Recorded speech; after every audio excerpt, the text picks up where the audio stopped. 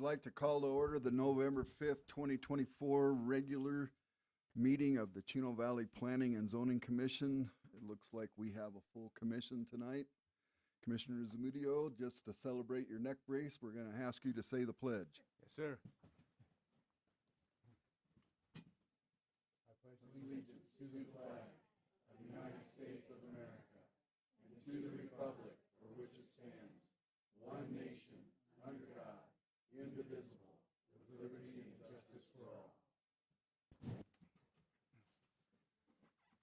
All right, we're going to break protocol just a tiny bit here tonight. Normally at a regular meeting, I would have a gathering in the back room to say a quick blessing over the meeting, but seeing as how there was so many people and I didn't figure anybody would want to lose their seat, we're going to say one right now. So if anybody has an objection to it, just put up with it, please. And we'll be saying a quick prayer of grace over us. Dear Lord, we come to you tonight to say thank you for this opportunity to serve the community. We thank all these folks that are here to express their part of the community opinion. We ask that you give us wisdom and discernment in our decisions tonight. We ask these things in Jesus' name. Amen. Amen. All right. Anybody vote? Yay. Anybody vote twice? All right.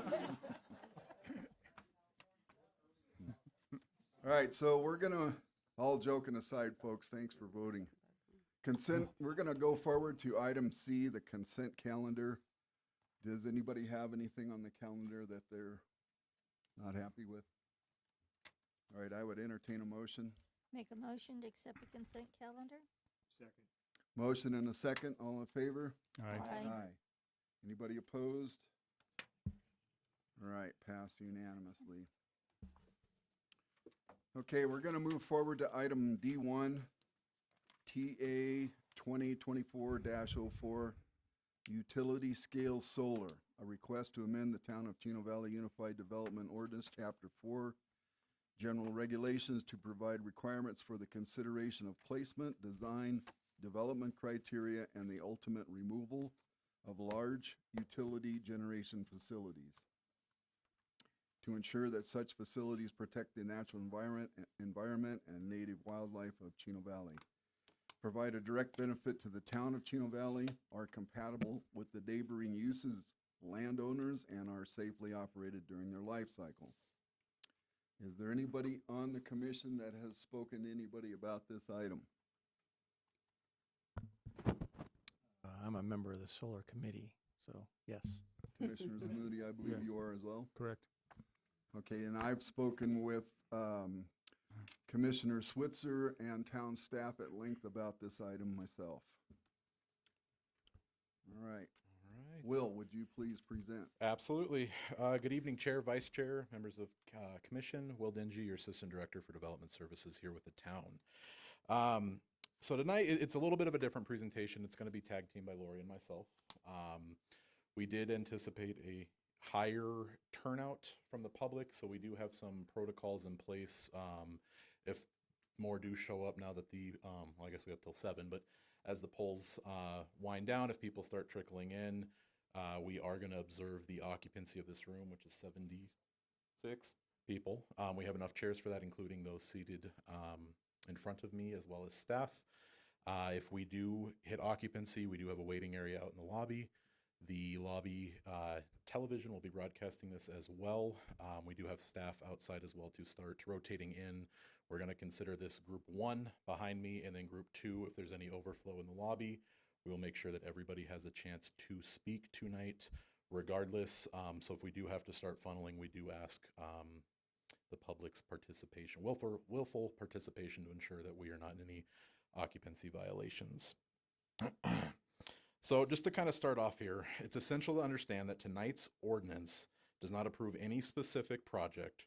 Rather, it establishes requirements that must be met for a project to be considered by the Town of Chino Valley Town Council. Ultimately, Council holds the final decision not only on the ordinance language itself, but also any project that is proposed within town limits.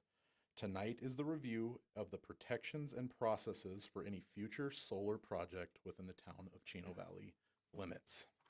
Will, could I interrupt you for a second? Absolutely. Folks, I forgot to remind everybody to shut off their cell phones. Would you do that for us, please? Mr. Chair, would you like to call for the speaker request cards? Because we will have a cutoff on that. Okay.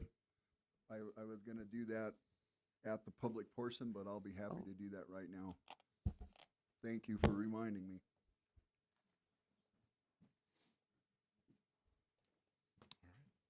Go ahead, Will. Thank you. Okay. So before getting into the proposed ordinance language itself, I wanted to provide the commission and the public with some background on utility scale solar in Chino Valley, as it is not a new concept here. Our first facility came to Chino Valley in 2011. This was with the Sun Edison facility, which was later purchased by APS on East Road 4 South. This 290-acre facility with the zoning of agricultural residential 5-acre minimum, AR5, received a conditional use permit, or abbreviated as a CUP, from the Chino Valley Town Council on in May of 2011. The facility began construction in early 2012, and the project was completed in early 2013. Subsequently, RES America Development obtained a conditional use permit from the Town Council in January of 23 for a 200-acre facility zoned AR4. This facility was located on East Road 4 North. Construction did not begin within 1 year as stipulated within that CUP, so the CUP subsequently expired. Both facilities that were granted conditional use permits were based on the interpretation by previous zoning administrators of how the zoning code defined public utility. The current zoning administrator, however, does not agree with this prior interpretation and does not apply the code the same way. In addition to previously approved projects, I'll pull up the map here, excuse me. We have had 3 proposals approach Chino Valley. The first one being the Draconis proposal under landowner Perkins. They initiated dialogue with the town in 2020 and expressed the desire to construct a large-scale solar facility here in town limits. That one is located on the east side of the map here. Draconis was directed and submitted an incomplete application for rezone of the project area in its entirety to the industrial zoning district. This was given at the direction of a prior zoning administrator. However, this application did not advance and ultimately expired in October of 2021. In 2022, Mission Clean under landowner Arizona Eco Development, out here in blue, approached the town with a proposal for a 1,800-acre solar project. Similarly, YA Jerome, known as Prospect 14 up here on the north end, under landowner Wilkinson, proposed their 642-acre Prospect 14 project, which aimed to revive the expired 2013 conditional use permit that expired, in addition to an expanded footprint for said project. Each of these proposals were advised to wait for the general plan to be completed and to see what was the adopted text amendment, or if there was to be something adopted following that. In November of 2023, following the citizens ratifying the 2040 general plan, the town did receive a legal challenge to the current interpretation from the law firm representing 2 of the 3 utility scale solar project proposals that town staff has been aware of. This challenge was intended to force the town to accept the conditional use permit application as had been done in 2011 and 2013 under previous staff without the protections and efforts outlined in the newly adopted 2040 general plan. I'll go ahead and turn it over to Lori here. So why do we need an ordinance? Well, using a CUP would not provide the protections that this ordinance would provide to the community. In the general plan required a minimum of the following things: the evaluation of best practices for large solar energy policies to determine if similar policies could benefit the town of Chino Valley.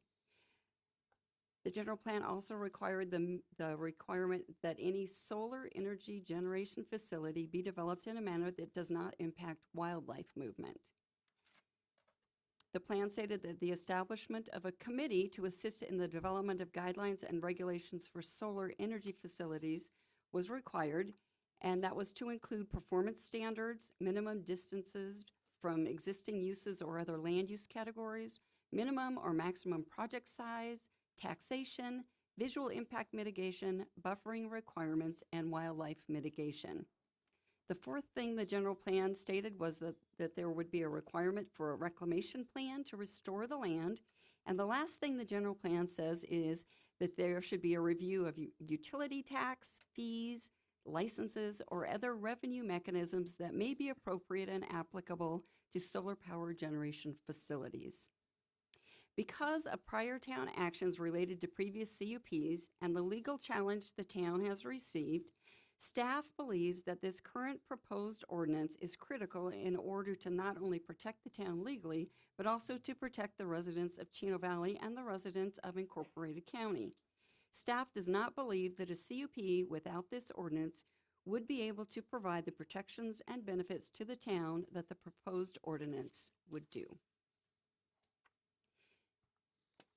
So the general plan required that we set up a committee. So last December, the town council approved the staff request to allow the staff to form a staff advisory committee for the purpose of developing regulatory language for utility scale solar facilities. The town council did not appoint people. It was not a public body. What the council did is they told staff that we could do outreach into the community and gather people that could advise us through this process. The formation of the Staff Advisory Committee began with a call from us as staff to any interested citizen to serve on the Staff Advisory Solar Committee. And we did that through Facebook and through the town website. The charge of this Staff Advisory Committee was to provide guidance to staff in writing an ordinance that included protections and benefits for the community as the general plan called out. The committee was formed. We accepted all but one member. One member was a landowner of one of the solar projects, and we felt that that was too close of a conflict, but advised that person that they could participate in other ways, like public hearings. The solar committee started meeting in February. They met through October. We had a list of guests invited to speak at the committee, including representatives from the Draconis project, where they discussed the permitting process with APS, construction, and timing issues. And we had representatives from the YA Jerome project discussing interconnection and logistics. They also talked about many other things, but they were not allowed to talk about their specific projects. We brought them in because that's what they do for a living. We needed to understand what they went through to get a project in place so that we understood the rest of the steps that we don't see from where we sit. We invited Arizona Game and Fish. They gave us an amazing presentation about wildlife protections, fencing, and corridors. They gave us a lot of information on pronghorn and things that they are doing with a solar field north of Flagstaff in terms of collaring, monitoring, mapping, understanding how the pronghorn work around or not with large solar fields. That project has just recently started, so they don't have a lot of data present, but they did talk about creating corridors through projects so that you don't have a mass where the pronghorn are used to flowing and now they can't. So they have some criteria for corridors through projects, and a number of ways that fencing could happen so that not only the pronghorn but smaller animals can move in and out of the project so that the land isn't devoid of animals and creatures and plants. We invited APS to come in. They discussed energy brokerage, and that was fascinating and very complicated, and their timeline projections. It was like talking about the stock market, but it was the stock market for energy and how they determine need advanced into the future, where they gain their energy credits from. A little more complicated than probably most of us could appreciate. But they came and they spoke to us, so that helped us understand that piece of what happens when a solar project comes in. How do they project it? What do they do with the energy? Who gets it? How do they determine money? What is, all that stuff. And we had a consultation with the town attorney. So the ordinance that came out of a year's worth, almost a year's worth of work with this committee and the people that we invited in to speak with us, starts out, and it's very different than the county ordinance. So we knew that we had 3 firms that had expressed interest, and our goal was not to write them out of this project. We knew that if we did, that there would be legal challenge. So we looked at where they were located. We identified the zoning as A4 or AR4 or AR5. If you currently had that, you don't have to go through the rezoning process. If you don't have it, you have to rezone. The siting criteria, which was important for the solar committee, was a separation between each of those groups. We have a distance of 3 miles separation.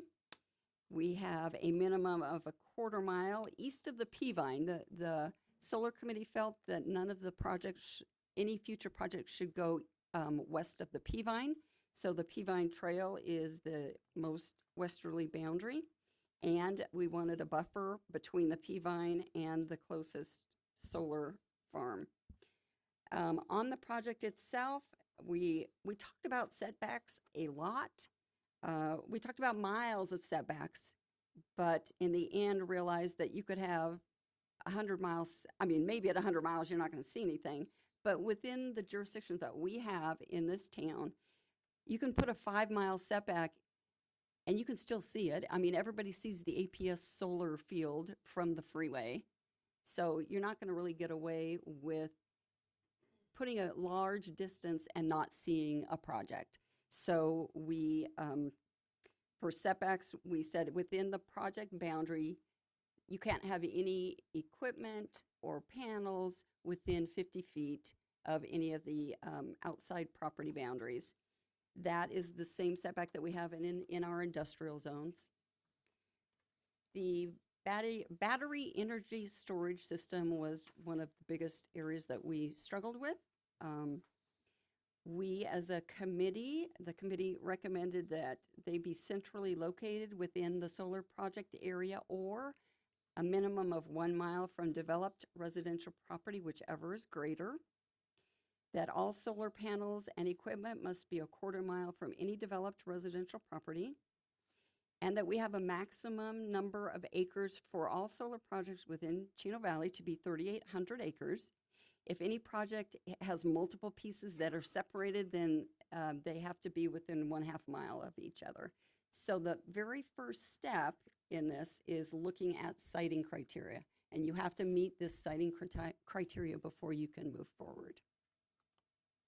All right. Now, getting into project standards, it's going to be the standards that these utility scale solar photovoltaic facilities shall meet if they want to even be considered for a project. So there are 14 products that are 15 products that they essentially have to provide town staff to even be considered. The first category is site grading, and part of this, they must provide a site grading plan as well as a post-graded elevation map. Grading of the site, the committee recommended that no more than 20% of the site can be mass graded. This is in order to ensure that land features are kept, any sort of elevation changes, they still maintain on the property. And then to further compound that, existing property features with a slope of 5% or greater, they can't be graded out. Again, solar panels can't be allowed on anything over grades over 5%. So if the proposed parcel has a hillside or whatnot, okay, you're not going to grade it, but that means you can't put panels up there if it's greater than 5%. Additionally, blasting, making sure that that is not permitted. Wildlife. So this is one of the many hot topics when it comes to utility scale solar.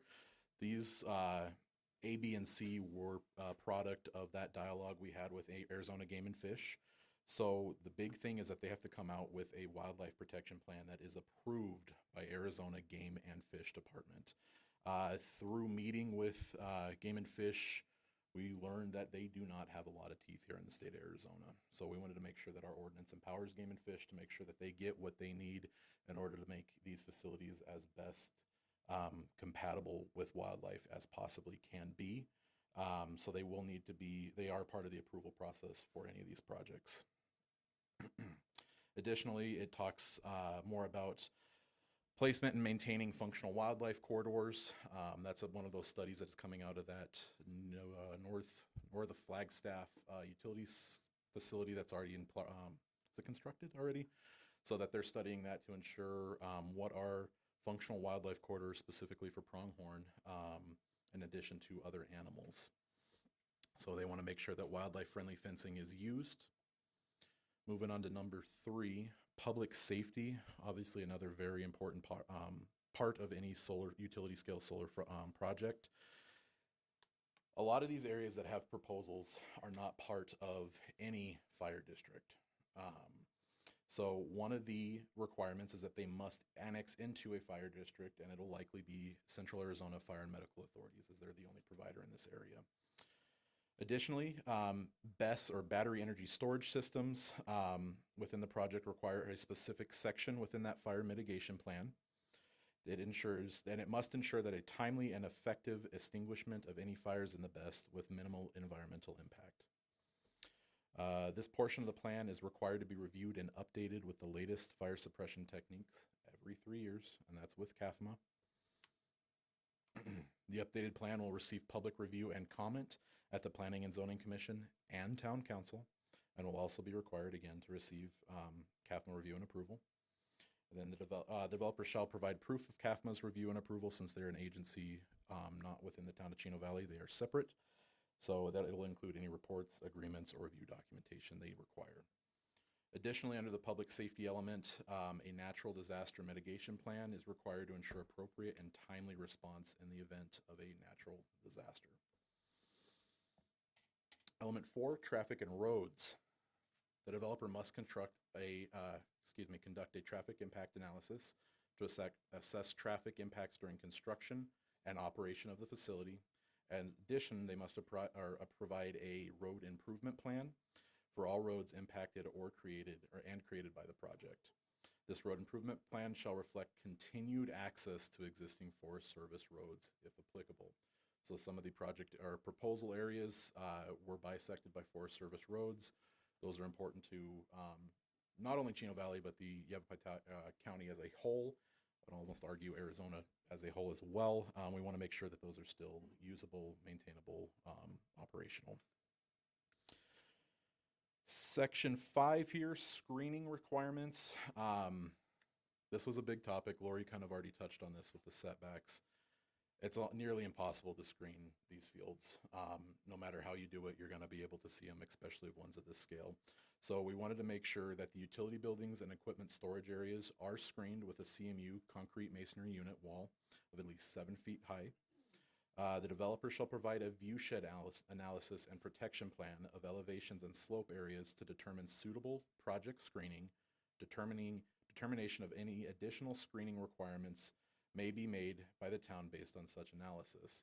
So this could be in those areas that are close to residential areas, that they are going to be implementing some screening to help mitigate that visual impact to where it can be mitigated. We're not talking about from the highway like we see the APS. There's no way that we can screen those facilities. In addition, they're going to need to be able to provide a fencing master plan. So all of these facilities will have some sort of security fencing around them.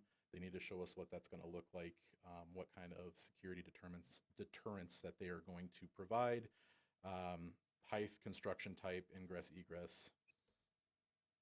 6, glare and panel safety. So glare is always something that you get with these panels. The newer panels have been they are significantly lower when it comes to the light reflective values than what they were in the original days, specifically with the 2011 APS facility. So all equipment, solar panels and equipment on site need to be of a low reflective light value. Originally, we were looking at just the panels themselves, but after the APS, or further research into the APS facility, it came to staff's attention that there were complaints not from the panels itself reflecting glare, but the actual supports of the panels, the galvanized. They were the biggest glare emanator from what we can tell based on complaints back in 2013. So all of that will need to be taken into account. Panel safety, this kind of gets into the utility scale decommissioning plans. I'm going to not talk about that in this part. We do have a whole section dedicated to that. But essentially, all utility scale solar photovoltaic facilities shall be maintained in good condition and repair and comply with applicable local, state, and federal regulations, except in periods of regular maintenance and planned curtailment. Such facilities must remain functional and operational until decommissioning is initiated. Panels shall use the latest construction material and technology for environmental safety and shall react automatically to potential damaging weather to avert broken panels or other environmental issues. This is another topic that we talked on quite significantly. We wanted to get into these specifics, but we understand that once you put a specific in here, specific to things like construction materials and technology, that it instantly gets outdated once you print it. So we wanted to make sure that that was open to ensure that we get the latest and greatest. Solar panel height shall not exceed 15 feet when oriented at maximum tilt, which is perpendicular to the ground. And then to the greatest extent possible, all solar panels and other materials removed due to damage or through the decommissioning process shall be recycled. Outdoor lighting, we're starting, you'll see within the next couple months that we'll be bringing to you a dark sky regulation. Our current code does have some stuff in there. However, we're going to start preempting that and saying that any of these facilities will need to be dark sky compliant and they will need to provide us a lighting plan. Drones. These sites, not all, but several of these sites are starting to use drones. We want to make sure that they have a drone utilization plan as part of their submittal to ensure flight paths, noise levels, hours of operation, travel routes, lighting again, and provide proof of compliance with federal and state regulatory requirements. Noise. Big thing here, current town code noise ordinance is not great. On these facilities, we're going to limit construction, or the proposal is to limit the construction between the hours of 8 a.m. and 5 p.m. Arizona time, Monday through Friday. So they need to provide us a construction noise contour impact study map. And then post-construction, noise levels shall not exceed 55 decibels during the day and 40 decibels during the night. 40 is about the level of a conversation that can't leave the property. So a post-construction operational facility noise contour impact study map, we need to abbreviate that, is required. Now the decommissioning plan. The developer shall prepare and submit a detailed decommissioning plan for the solar project area. This plan must contain a bunch of stuff in here. Description of the project components, activities, within 1 year, how it's going to be decommissioned. The plan shall ensure removal of all poles, concretes, and other items placed below grade. The remediation of any environmental issues caused by this project. So that's any toxicity or any sort of displacement. The decommissioning plan shall also ensure that all equipment and solar panels are recycled to the greatest extent possible. How are they going to do that? We want to make sure that they provide assurances, and that'll come as part of bonding. It'll also ensure that the town is part of an additional assured party. These amounts are determined based on the size of the project themselves. A report prepared by a qualified third party must be approved by town council in advance to any of these projects going forward, must be part of the decommissioning plan, and then gets into a little bit more about cash or an irrevocable letter of credit to ensure that these decommissioning projects come through full fruition. So, turning it back over after sucking the air out.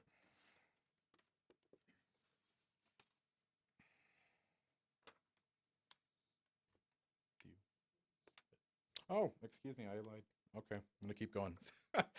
Administrative requirements, public outreach. These projects do not fall within a typical rezoning or a conditional use permit. They need to be handled specially, and they need to propose it to the developer needs to propose it to town staff to ensure that it is acceptable. It's not just going to be, one neighborhood meeting, planning and zoning and town council. They've got to go the extra mile to prove that they're going to the greatest extent possible to ensure that they're broadcasting to the public of what they're doing on site. So anything with that, they do need to provide a public outreach program, and then they will pay for all costs required for notifications, facility rentals, and community meetings. Which brings us to the development agreement. All of what I have previously mentioned, along with the items that Lori has, will be encapsulated within a development agreement that explicitly prohibits any waivers to siting requirements and project standards mentioned earlier. This agreement includes a required community benefit provision, which is an annual payment made directly to the town of Chino Valley, earmarked solely for road maintenance. For those unaware, the town of Chino Valley does not currently impose a municipal property tax. Its residents pay the same rate as any other Yavapai County resident. Some may recall the proposed 2% property tax designation for road improvements, which was widely discussed and ultimately appeared on ballot in 2019. This measure failed overwhelmingly. The feedback heard from the community following the vote was clear. The town needs to find a way to fix Chino Valley's roads without raising taxes on its current residents or triggering explosive growth. So the intent of the proposed community benefit payment from approved solar projects is to address this by offsetting the town's road maintenance fund shortfalls, a gap which has been made larger by diminished federal funding. This payment will help ensure that road maintenance not only meets current need, but can even be expanded. We're looking at an annual contribution of approximately $1.9 to $3.8 million across all projects annually, functioning similar to payment in lieu of taxes, PILTs, arrangements as seen within states like New York. Now, Lori.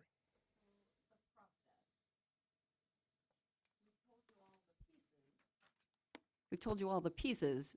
This is what the process looks like. When a project comes in, it's a two-part process. The siting requirements that I discussed earlier will be looked at. If they are met, including a rezone, that's required before the applicant can move forward. Then they have 3 years to do all the studies and work that Will outlined in his project to you. So once they've done all of the studies, staff will take the studies. We will identify experts in the area, third-party experts. They will review the plans in areas that we do not have the expertise. They will make recommendations for changes or improvements, or maybe what they submit is fine, but those experts will tell us if that plan or project or whatever the requirement is, it meets what we need it to meet. When all of those are met in that 3-year time period, then every one of those documents is attached to a development agreement. A development agreement is a binding contract between two willing partners. So they have to sign that they acknowledge all of these items that need to be implemented. And we will be watching them, but they have made a legal commitment that they will follow through on every one of these plans that was generated, along with paying the PILT and the money for the decommissioning project. Then, through the conditional use permit process with all of these safeguards, we'll go through the Planning Commission at a public hearing, and we'll go through the Town Council at a public hearing. And the Town Council will determine whether they will approve the conditional use permit or not for the solar project. And that is our presentation, Mr. Chairman. We're ready for questions. Thank you. I'm going to go down the line because I'm sure everybody has questions. Sure. Commissioner Zamudio, do you have any questions?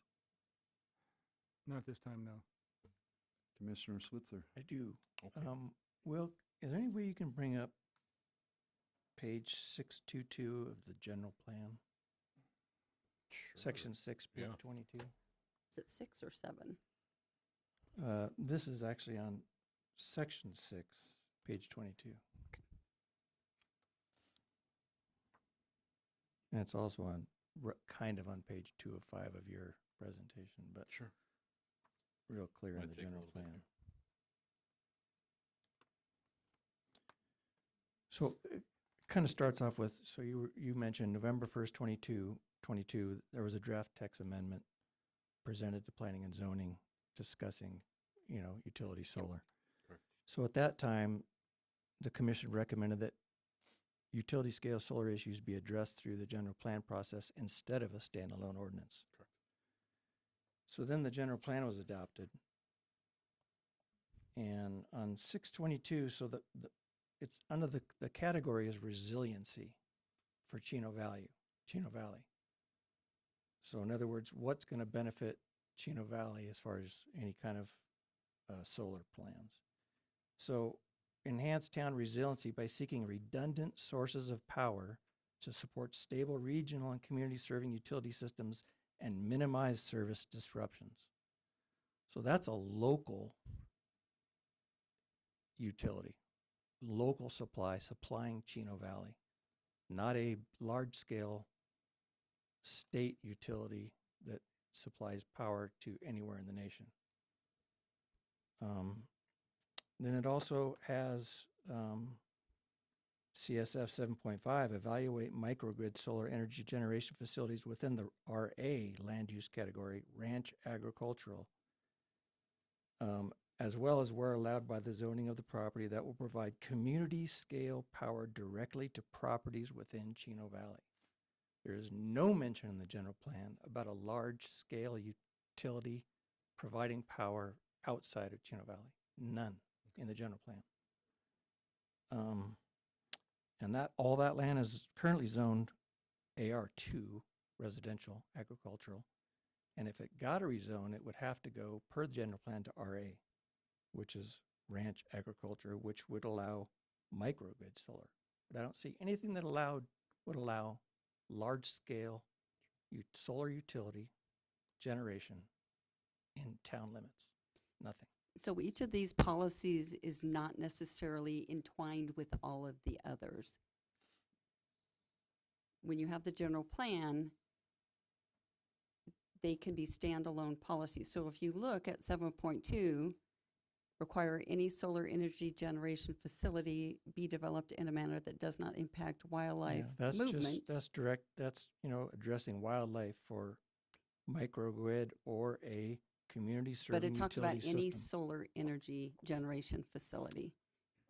Correct, but the very top talks about regional and community serving utility systems, Right? supplying power to the community. Well, local. and maybe even you could stretch that and say Quad Cities, but that's even stretching it. In my interpretation, just my opinion. That's how I'm reading the general plan. Okay.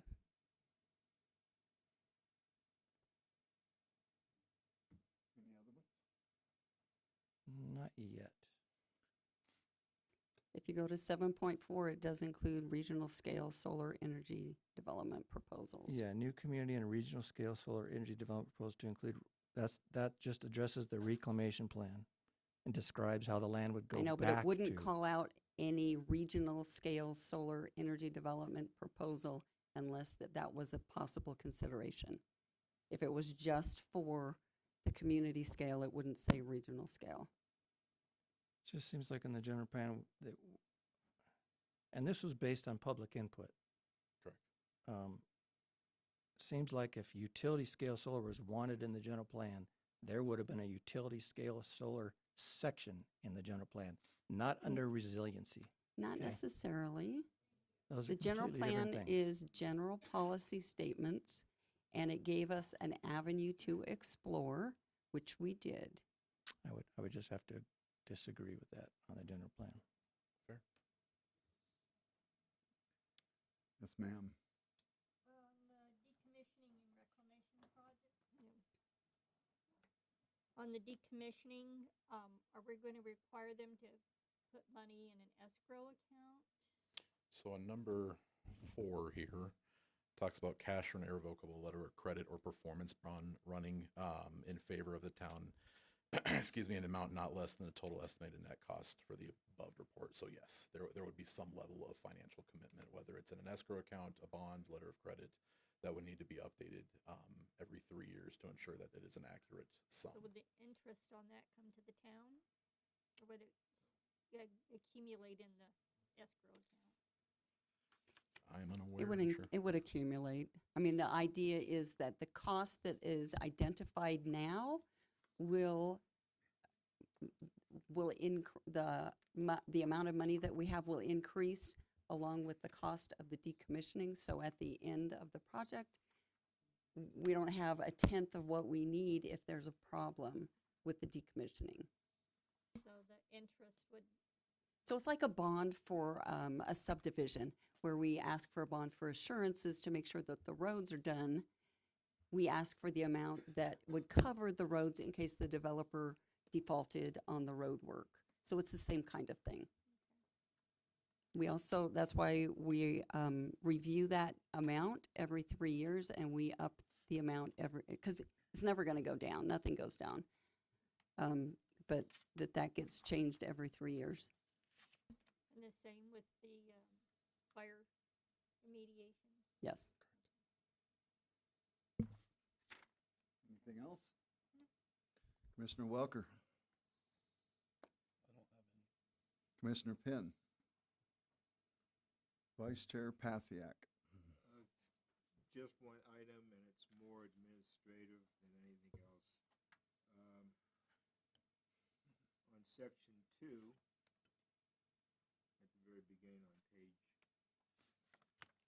keep going. Keep- One more page, One more page. keep going. No. Okay. A little bit more, section 2. Oh, sorry. Okay. Says UDO section 3.6 AR Mhm. 5. Need to ensure that we Right, and then on the next page.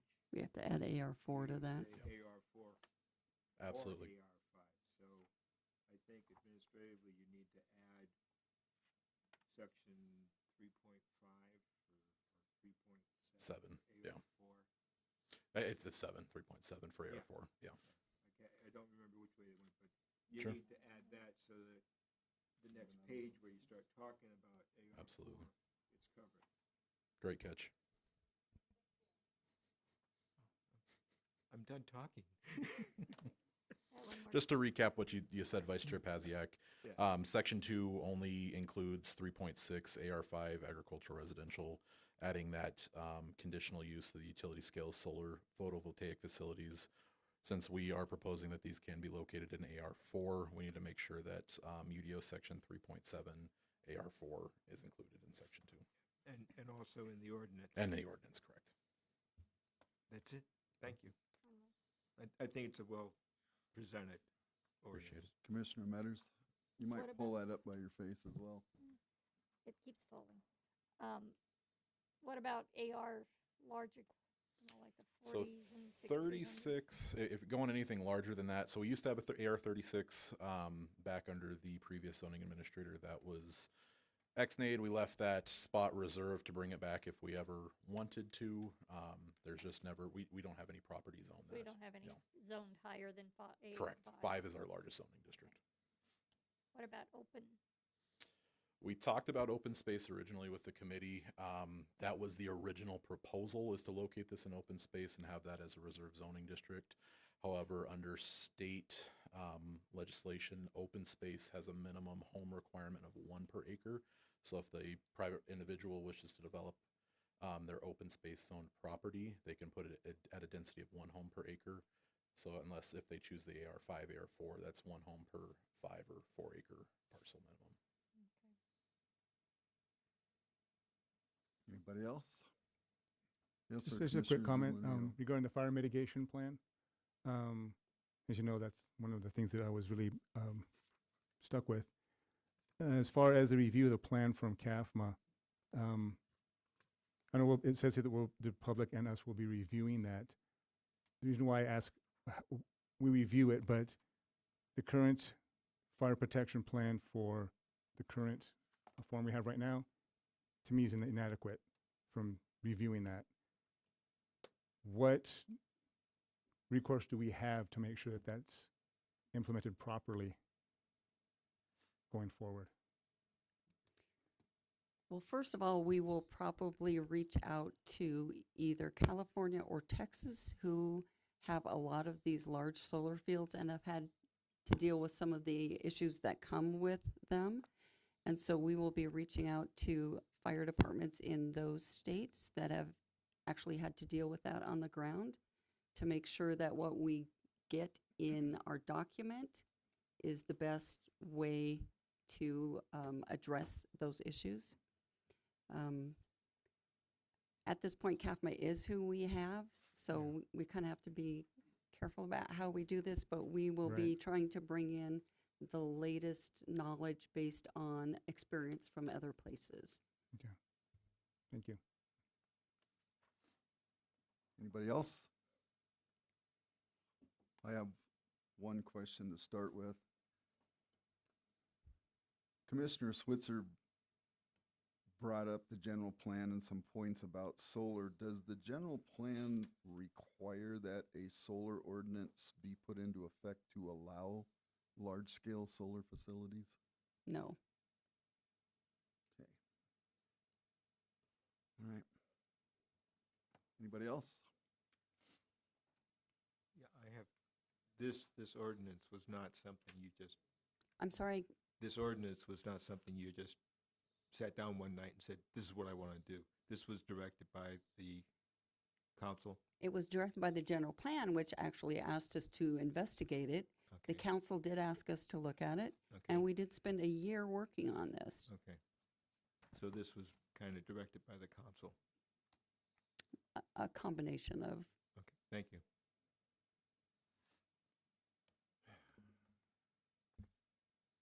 Thank you, Will. You're welcome. I'm sure you will be back up. Sure.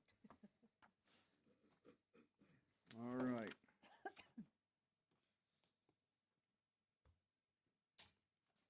Anybody been to a zoning meeting here in the last few years?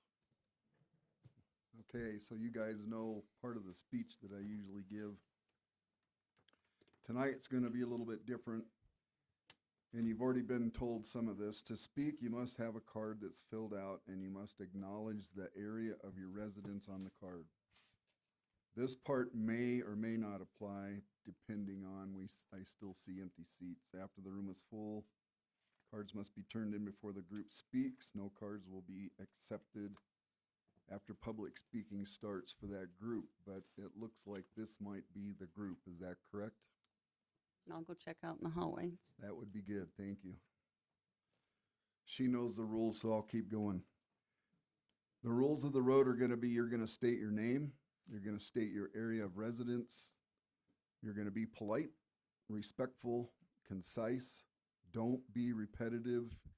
If 25 people have got up there and said, I don't like solar with an explanation, it would be good for all of us if you just got up and said, I don't like solar, and we will take a record of that. I keep pretty good notes up here.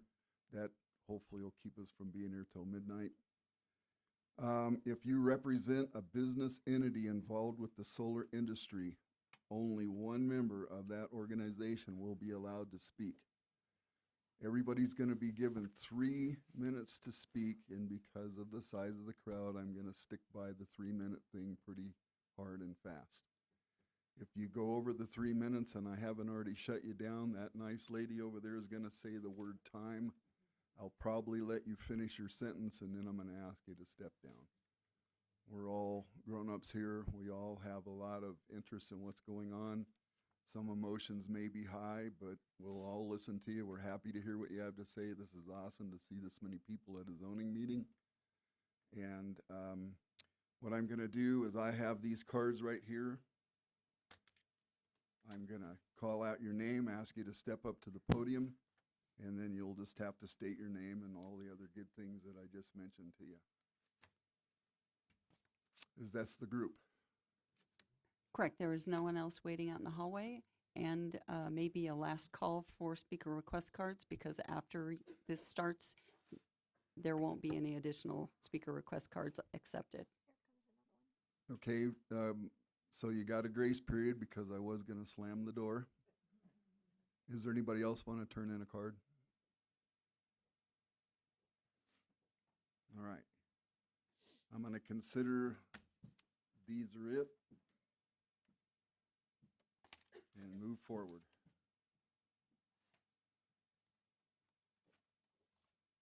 All right.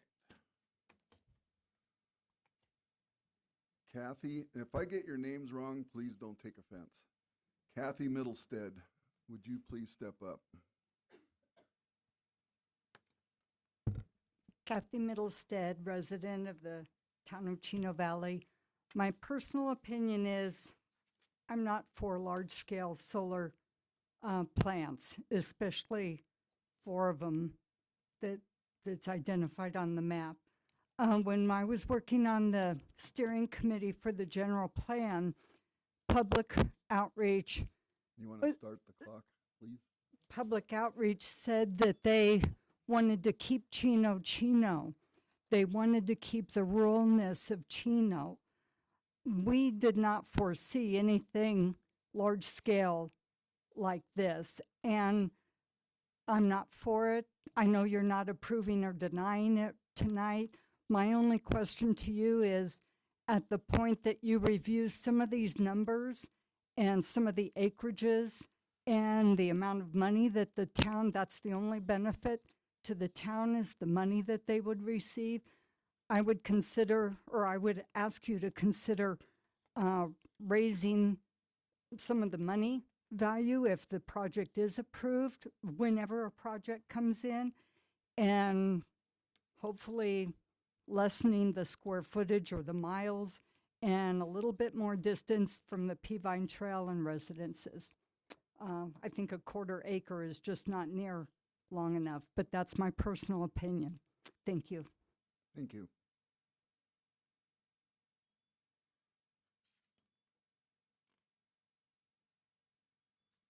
All right. Tim Smith.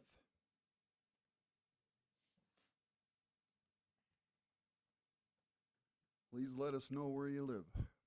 Tim Smith, Mingus Meadows, right on the Chino property, or Chino boundary. I would urge you to table this utility scale thing until it's been fully vetted by the public. There are so many issues in here. This affects property values. It can negatively affect property values, view shed, and many of the other things that have been mentioned. And I would just urge you to table it so that the public can give input. And as you brought up, Commissioner, I think it needs to be looked at thoroughly. And thank you for your time. Thank you, sir.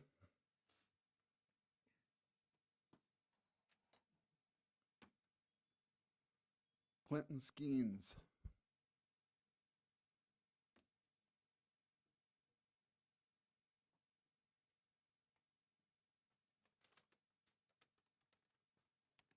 Hello, folks. My name is Clinton Skeens. I live at 3745 Old Home Manor in the town of Chino. 10 years ago, my mother, Vicki Wilkinson, started working on her solar project. I wanted to quickly mention some of the reasons why we chose solar over some of the other types of development on our land. The main one being it doesn't create a strain on our infrastructure like most developments do. For example, solar projects do not need water to operate. Solar projects do not increase traffic or have long-term wear and tear on our roads. Actually, they help build the roads by the money they create. They do not increase population density like a development would. Finally, solar projects do not increase light pollution. In fact, keeping tracts of land like this intact and not subdivided will help preserve the dark open skies of Chino Valley. Instead, these projects will quietly bring in taxes to improve our utilities, fund our schools, and support our emergency services departments. Thank you. Thank you, sir.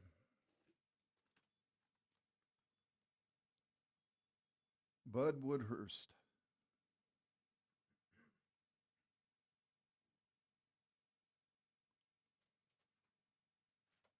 Good evening, Bud Woodhurst, Town of Chino Valley, 3245 Jerome Junction. Mr. Chair, Mr. Co-Chair, I would like to thank you for putting this committee together. spinning all the time. I know it has been almost a year. It's a lot of work that these people went through to put this together, a lot of information. I moved here in 1972. I wanted to keep Chino Chino. Obviously, that didn't happen. Everybody else came here too. We're going to need power. That's just a fact of life. It's I'd rather look at solar panels or apartments, Lowe's, Home Depots. You know, when the project's over and done, the next generation gets to figure out what they're going to do with the land. So my vote's for solar. Thank you for your time. Thank you, sir.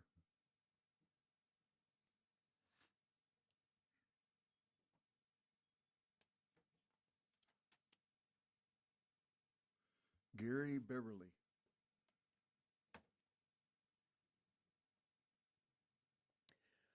My name is Gary Beverly. I've lived in Chino Valley for 50 years, and things have changed a lot already. I'm speaking as the chair of the local Sierra Club group, the Yavapai group of the Sierra Club, representing over 700 paying members in West Yavapai County. Sierra Club has a national policy on siting renewable energy facilities. I've given a copy of that to Will.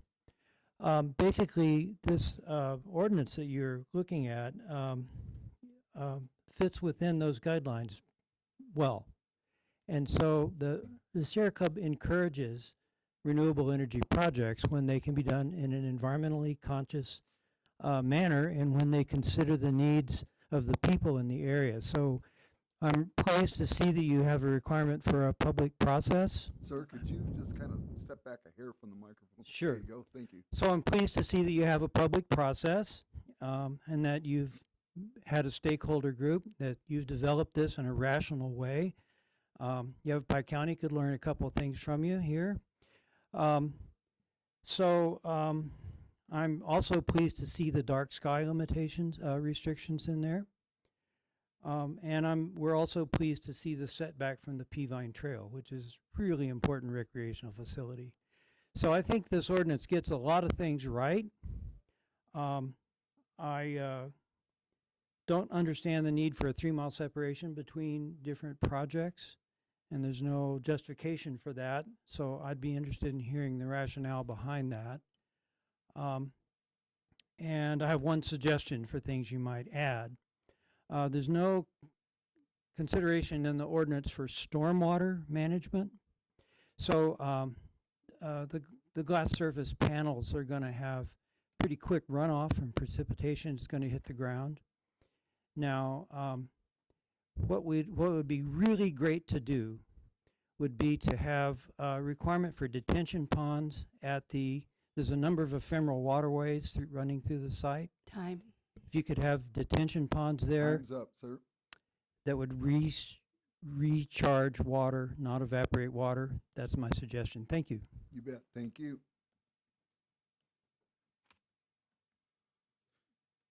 Susan Anderson.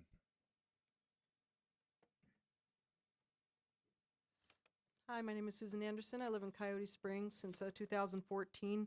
One of the things I witnessed that brought to my mind was the fire that we had over in Viewpoint.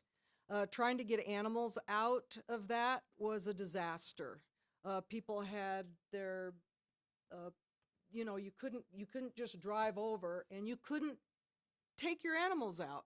They shut the road down, and Coyote Springs is one way in and one way out, which is kind of dangerous when you think about a disaster. Nobody wants a disaster. I didn't think we would have had that one. It was 2 miles from our house. We had 17 animals at our house, and it was hard getting them out. I had airplanes flying over us, and I don't think that our fire, the Central Arizona fire, is inadequate for taking care of a fire. We all saw what happened in Missouri with the lithium batteries, and we have wind. So I was concerned about the wind. I'm not a person that thinks about natural disasters too much, but I do think about if something happens. And that's a big concern. Lithium batteries and getting my animals out safely and having another way to get out. Thank you. Thank you. King Chan.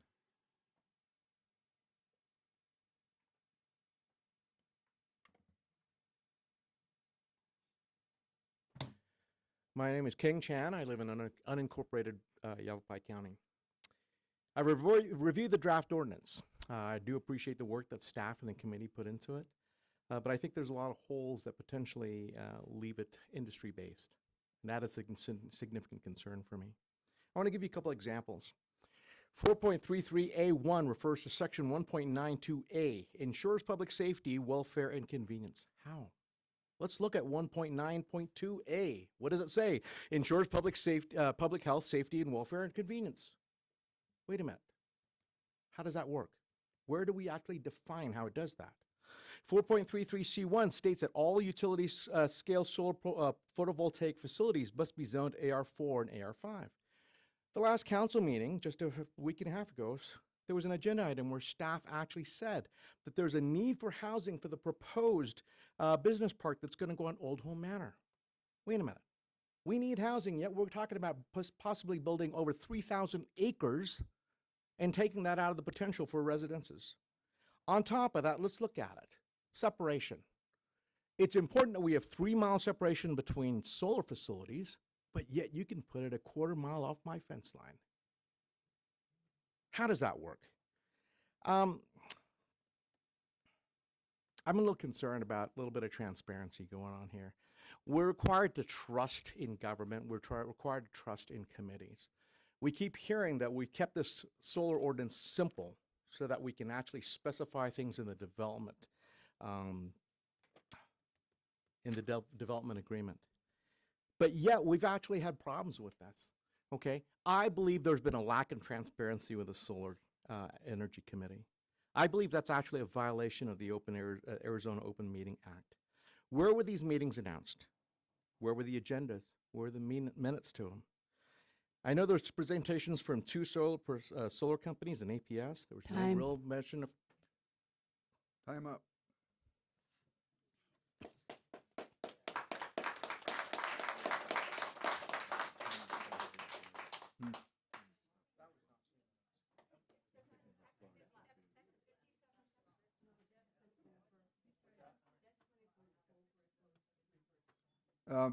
Ladies and gentlemen, in the past, in big meetings, we have had issues with applause.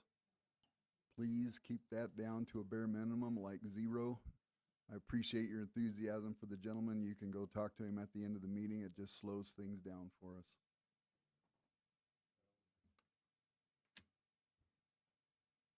Okay, Laura Chan.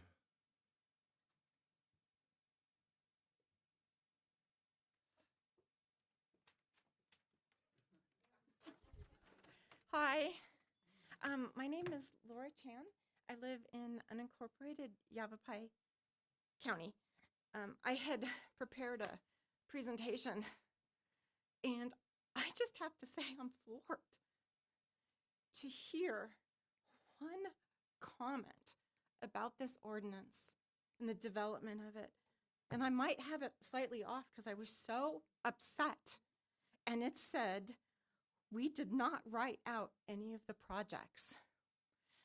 Basically, this ordinance, as written, there's no defense, and there is nothing for the residents of Yavapai County. You don't write it out? Wait a minute. This isn't about solar industry. We heard about all the solar industry and pro-solar groups. What did we hear about? What about the responsible solar industry? What about water safety? What about protections for the people who are already here? Chino, Yavapai matter. This solar ordinance is not for the solar industry or for utility. This solar ordinance is for us and the people. It matters. And you can't just have one group walk in and say, okay, here it is. We're going to fit this together. There's nothing in the general plan. I'm sorry. I had a plan. I apologize for being so upset, but that should have never happened. And my recommendation is you're transparent. I would like to see the minutes, who came in, who attended these meetings, and I want to see representation from the people to be heard. Thank you.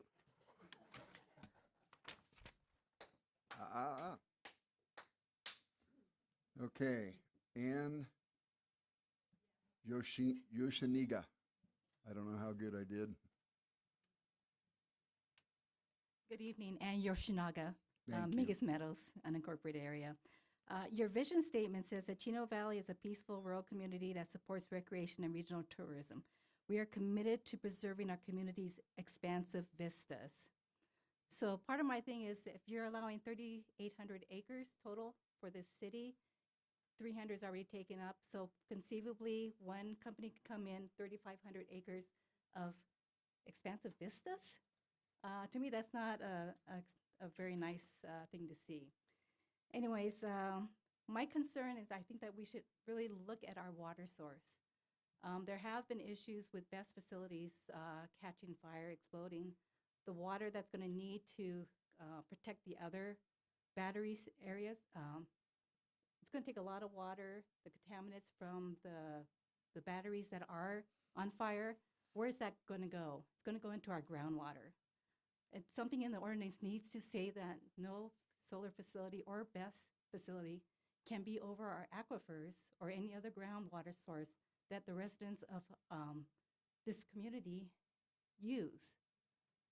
Another thing that I have issue with is why is this solar facilities on residential properties? This is a commercial investment. Why isn't it not over in commercial areas? Why are you taking residential areas for this type of facility? Those are my big things. Thank you. Thank you. Slow rider, sorry.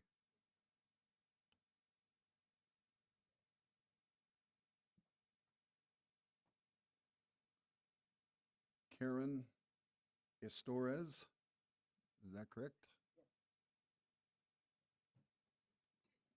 Karen Estorez. I live on Johnson Lane in Chino Valley. I haven't been here 100 years like a lot of people, but the reason I moved here is because of the recreation, the open space. I have horses. I have friends. We do side-by-sides. We get to enjoy this lovely area. And for what you're proposing is absolutely disgusting. Trying to turn us into something in California or Texas is horrible. It absolutely upsets me beyond belief that this would even be proposed for these horrible things coming to us. We don't need it. Everything that it'll do is destroy our way of life. It will destroy the animals. It will cause fires we can't deal with. Again, what she said about the groundwater, it's despicable. Thank you. Thank you.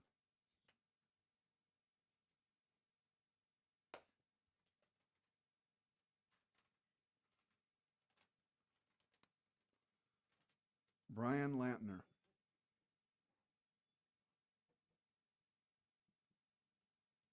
You were close on that. I'm sorry? Lantero. Brian Lantero. Oh, sorry I about live that. 9210 East Twilight Ridge Road, Mingus Meadows, unincorporated Yavapai County. I can see the corner of Chino Valley just out my backyard. Kind of took my thunder, had it all written out and everything, but I did want to touch also on the transparency issue. I only know what I read, and I was surprised to see that there was immediately after the town plan was approved that for a year, there was a subsidiary committee ongoing that had been meeting with selected individuals that they brought to their meeting, which I'm sure was under the best intentions. But, you know, the people who know this, how to build a solar project, a utility scale solar project the best, are utility scale solar companies, right? What they're not going to tell you is any of the downside. It's a for-profit company. This is not a nonprofit or even a public utility company. This is a for-profit company.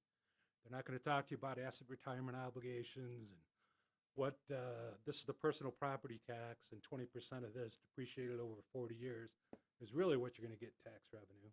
So I was hoping that, you know, in the sense of fair play, and maybe you did, maybe I'm just not aware, but had some environmental groups that come in and could talk to you about the danger of putting a solar or utility scale solar field over a aquifer or fire hazards in a place like our plains out there and how windy it is. But I'm going to go ahead and go over this anyway because I wrote it out, so what the heck. The Chino Town Plan, as I read it, said specifically that it has goals related to solar, but they are not related to utility scale size solar. Those are my notes. And you said that it was only general policies and general ideas, but right here it says, on November 7th, 2023, they ratified the 2040 Time. General Plan. Explicit goals. Ma'am, I can only go by Hold what on it one says. second. This is It all I was wanted to say. Hold on, just everybody calm down here, all right? Thank you. We'll get through this. I believe he still has 50 seconds left. Oh, okay, We'll let him, why don't we just stop it right now? okay. Give him a chance to collect himself. I'm good. Thank you. All right, continue, please. Okay. Hit the So, button. If this is taken verbatim from the town plan, it says explicit goals and policies, It's all right. which Never does mind. not sound like general plans and policies. So thank you for letting me speak. Appreciate it. Thank you for our little bit of confusion there. Silver Stapleton.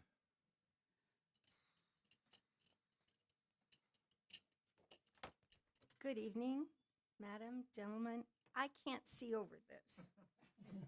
If you'll just pull that thing to the side, the microphone, Okay. and you can kind of step over here where you can see better and we can see you. But you got to put the microphone in front of your face. Okay. Thank you. Whoops. My name is Silver Stapleton. I reside at 9015 East Twilight Ridge Road, Prescott Valley. Because of a physical condition, you will see a lot of shaking going on up here. My voice gets weak, and I have to stop and take deep breaths occasionally, but I'm just fine. First, thank you each for your service to community, and thank you for hearing our concerns and our comments. My main concern is not the possibility, but the probability of contamination of our underground water caused by solar farms. Surely you are informed, or should be, about lithium battery fires. Those fires are very difficult to extinguish. Water and chemicals are used to put them out. Where do you think that water and those chemicals will go? Even if there's not a fire, what about the fact the entire area under solar farm is kept completely free of weeds with pre-emergent and chemical sprays? What about that concentration of chemicals? Where will those go? Bayer and Monsanto have paid out more than $11 billion in settlements for people who have been diagnosed with non-Hodgkin's lymphoma and other cancer-related illnesses due to glyphosate spray, which likely they would be using. Note, that was not from consumption, those settlements. That was from physical contact. How much worse could consumption, consuming it in our water, be?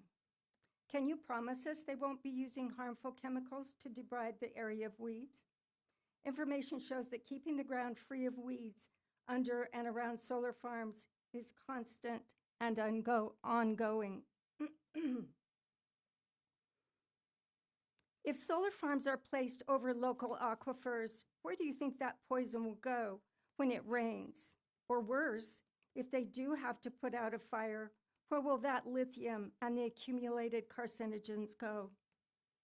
If our local aquifers are polluted, how far will that reach?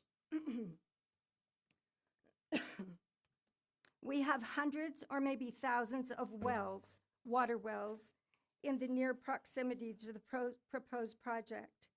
Beyond that, how many communities or towns downstream from our local aquifers could be affected?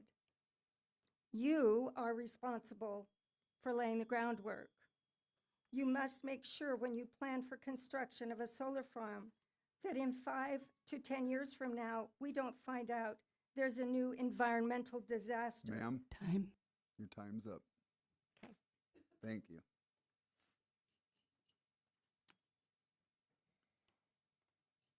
Christopher Perone.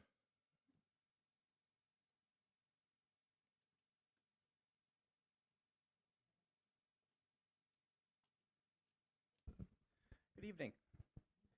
I just have a few questions Excuse that I me, would. could you tell us where I you live? am. I live in Antelope Meadows. At the far back, Chino Valley is my back fence. Where it is proposed currently that you are maintaining a 50-foot setback, that will actually put solar panels in my backyard, 15 feet tall, making a complete obstruction. It also will be 100 feet from my wellhead, which brings me quite concerned for runoff, chemicals, things of that nature. Things that I'd like for you to consider before passing this is, has there been any impact studies done with the EPA or any environmental on weather changes over large-scale solar facilities? What is the effect of the big and little Chino aquifers? A lot of people have touched on that, but when you have a 20-acre lithium battery facility that requires water to keep it cool, they're going to be taking a lot of water from those aquifers. Also, are they going to train in hazmat for, God forbid, there is a lithium fire? Because it doesn't just take water and hundreds of thousands of gallons of it, but it also takes hazmat materials to put them out. Hold on one second, I'm sorry. And just so you also know, this large-scale facility is, from what I am to understand, what Draconis has proposed is over 5,000 acres, not 3,200. And according to their attorney, the power is going to Nevada and California. It is not going to benefit Chino, Prescott Valley, Yavapai County at all. And then, of course, me being my fence is directly behind where they want to put approximately 1,000 panels. Do you know what that'll do to my property value? I won't be able to sell it. Along with all of the people that run that fence line, I think the setbacks need to be changed. It should never be 50 feet from a residential area. I think that really needs to be touched on. It needs to be minimally a quarter to a half a mile, minimally. But the impacts on that alone, what is the length of time that Draconis is planning on having this facility? Because when it decommissions, do we have any answers to any of this? That's all I have. Thank you. Thank you, sir.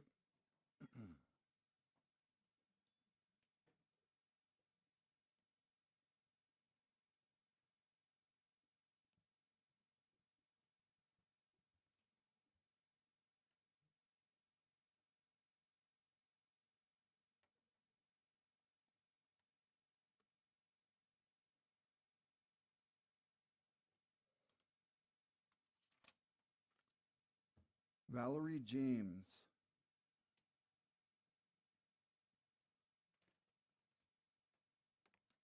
Hi, I'm Valerie James. I live in unincorporated Yavapai County in Mingus Meadows, and many of these things have been touched upon, but I am disappointed that better research wasn't done regarding the battery fires. That's a huge risk. We've seen some that have been burning in other parts of the country, that there was no mention of water contamination or the use of water for cleaning the panels and all of the other things that they plan to do with water. The fact that the general plan does not have large-scale solar is an important factor, I believe. I don't think that's what the people of Chino Valley, and one of the ladies who spoke before said that that she was around when the general plan was made, and that was not the intent of it. I don't think people understand that the power does not stay in this area. And we have plenty of rooftops. The rooftop solar technology is not quite as, doesn't sound quite as dangerous as the lithium batteries and all of those storage units.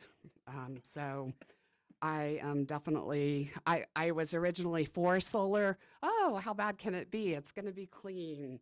You know, it's not going to bring in more people or more cars. But now when I've done my research, I have found out that it can be very toxic, and we're in the land of wildfires. We don't need that added danger for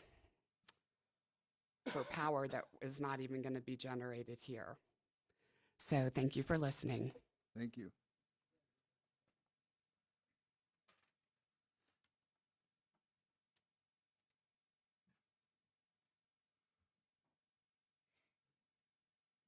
Sarah Ripkema or Ripkema?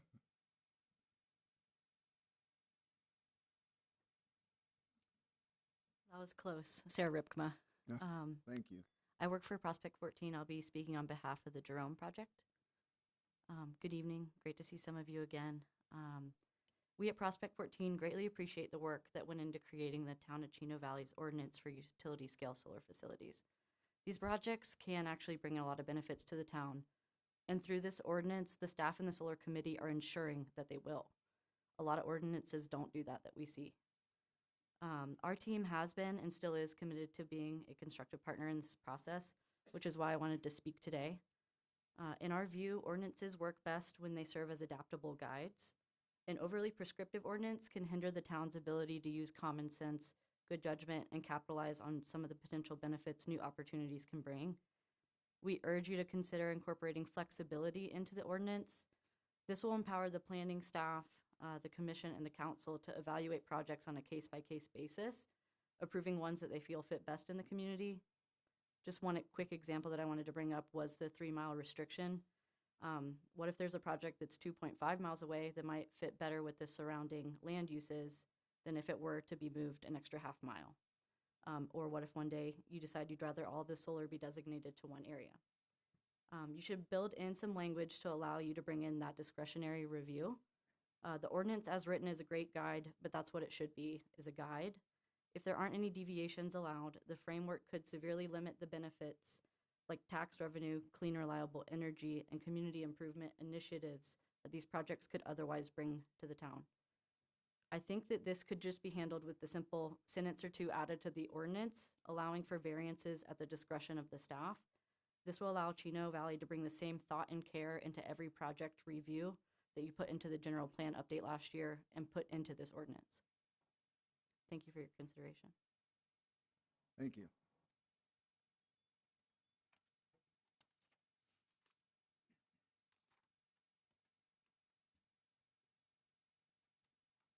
Okay, Jack Steele.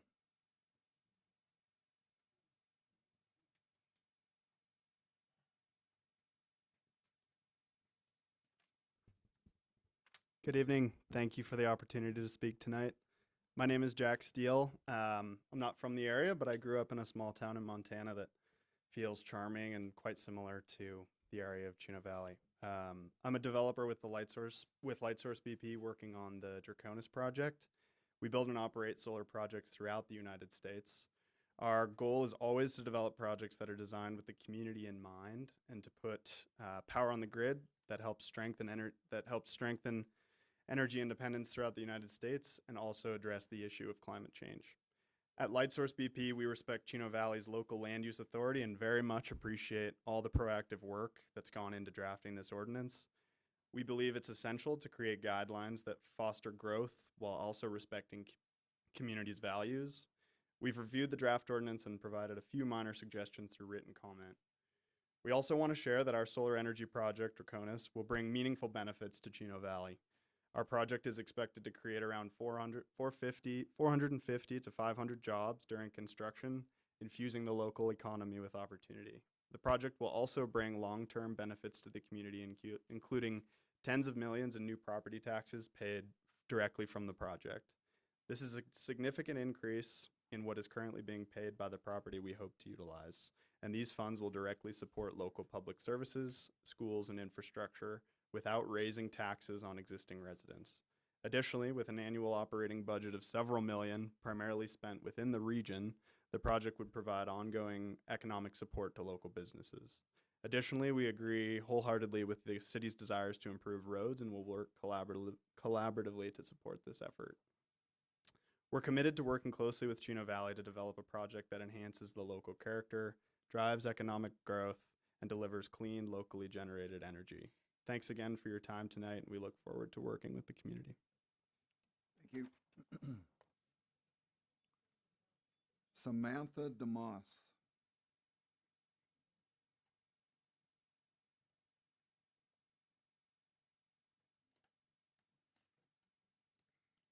Hi, my name is Samantha DeMoss. I live outside the county now, but I originally grew up here. I am also a land use attorney, and I assist with development projects all over Arizona. So I think I have a unique perspective on this.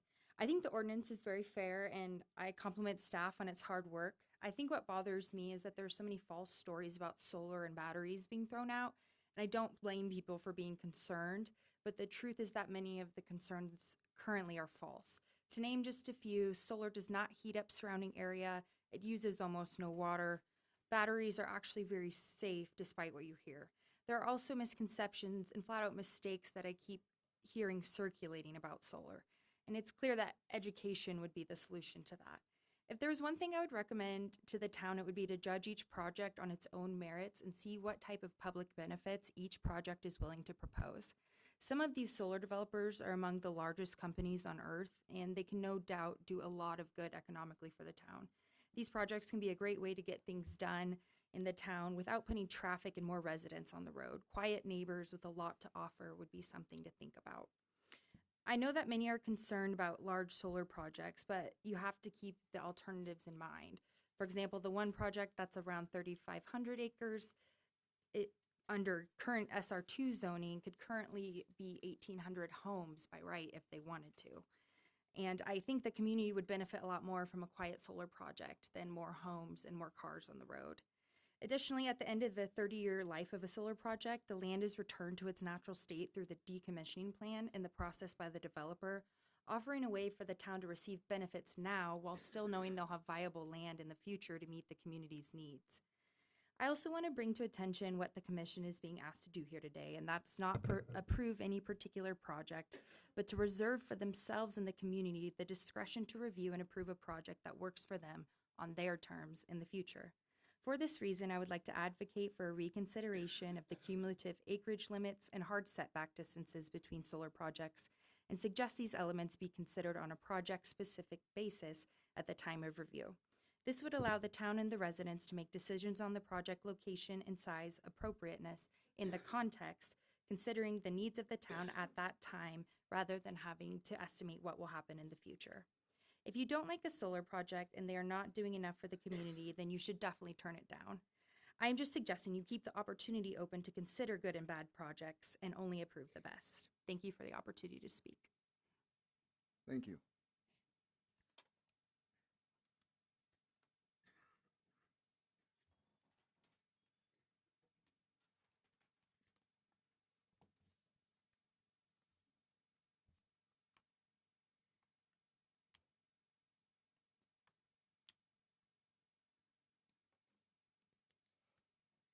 So the next gentleman is also a representative of the Rose Law Group, and according to the rules, they've already spoken this evening. All right. So let me get back to the agenda here.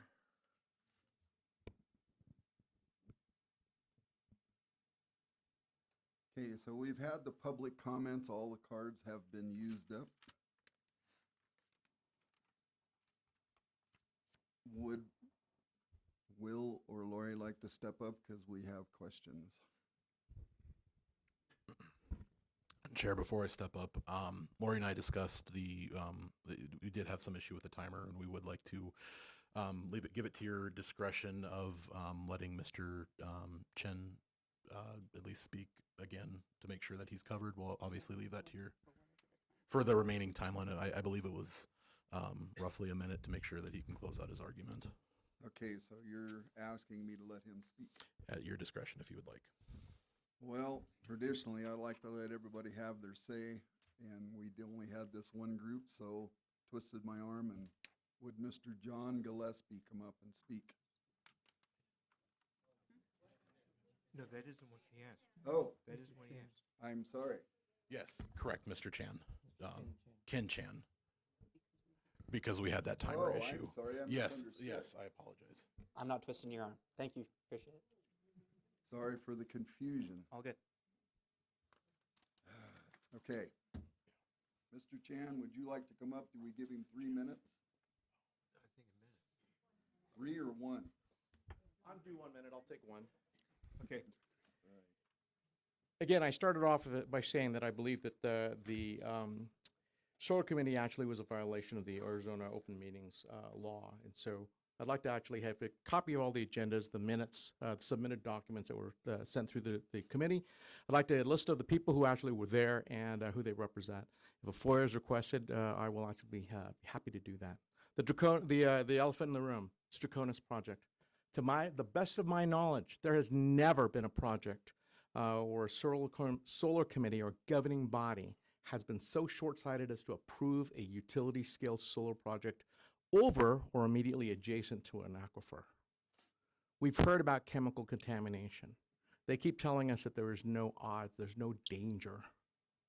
Okay, let's just go pour a gallon of herbicide or a pesticide or a pre-emergent on your bed and sleep next to it for a while. Why don't you tell us how well you like that? Don't damage our water source. Our water means more than your bottom dollar. Thank you.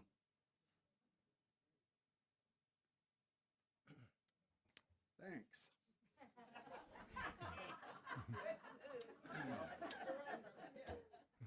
I guess Will volunteered to step up then. What's that? I guess Will volunteered to step up to the hot seat. Yeah, Will, you lucky devil.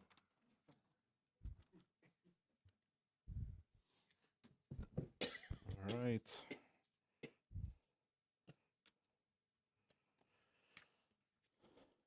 Okay, let's see here.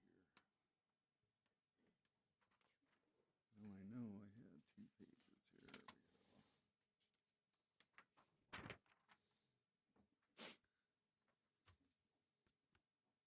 go. Okay, so one of the things that came up a couple of different times is the necessity for moving forward with this ordinance at this point in time. Could you please educate us as to why we are being presented this at this point in time? Sure. So at this point in time, the Staff Advisory Solar Committee has completed its research. We've successfully put together language, and we believe it is at a point to present publicly to the commission for now its public discretionary review. I don't know if does that kind of answer? It does. Okay. To a degree. Okay. You looking for more? Well, it seems like the thing went on for a year, lots of study. They got a good opportunity to look at it. And while I'm not complaining in any fashion, I think you guys have done an awesome job. We've had one good study session and now this meeting and meetings between myself and you and Lori Lineberry about this project, and it just seems like, we could probably talk about this a little bit more, and Sure. Why are we trying to nail this down at this point in time? Okay. Oh, Lori, can you talk a little bit more? So it seems to me possibly that there was some steps forward taken that was not done through the normal process through the town. And maybe that's a response to that. You don't have to answer that. It's just my observation. Okay. So we'll go past that. You explained it quite well. There's been some talk about some separation questions, the 3 mile, and some folks thought that the setbacks weren't adequate, that kind of stuff. So, yeah, I did take obviously some notes based on what we had heard. There is a standard under the siting criteria A3. There is a 50-foot setback from all property lines, and that's to anything that begins as far as the panels themselves. And that's from anything that's undeveloped. Within the 3 limitations. Oh my gosh, I'm sorry. Sorry, back up to 2C. All solar panels and equipment must maintain a minimum separation of a 1/4 mile from any developed residential property. So if a project is directly adjacent to a developed residential piece of land, that then precludes the 50-foot setback and then is kicked into the category of a 1/4 mile separation from the property line of a residentially developed property.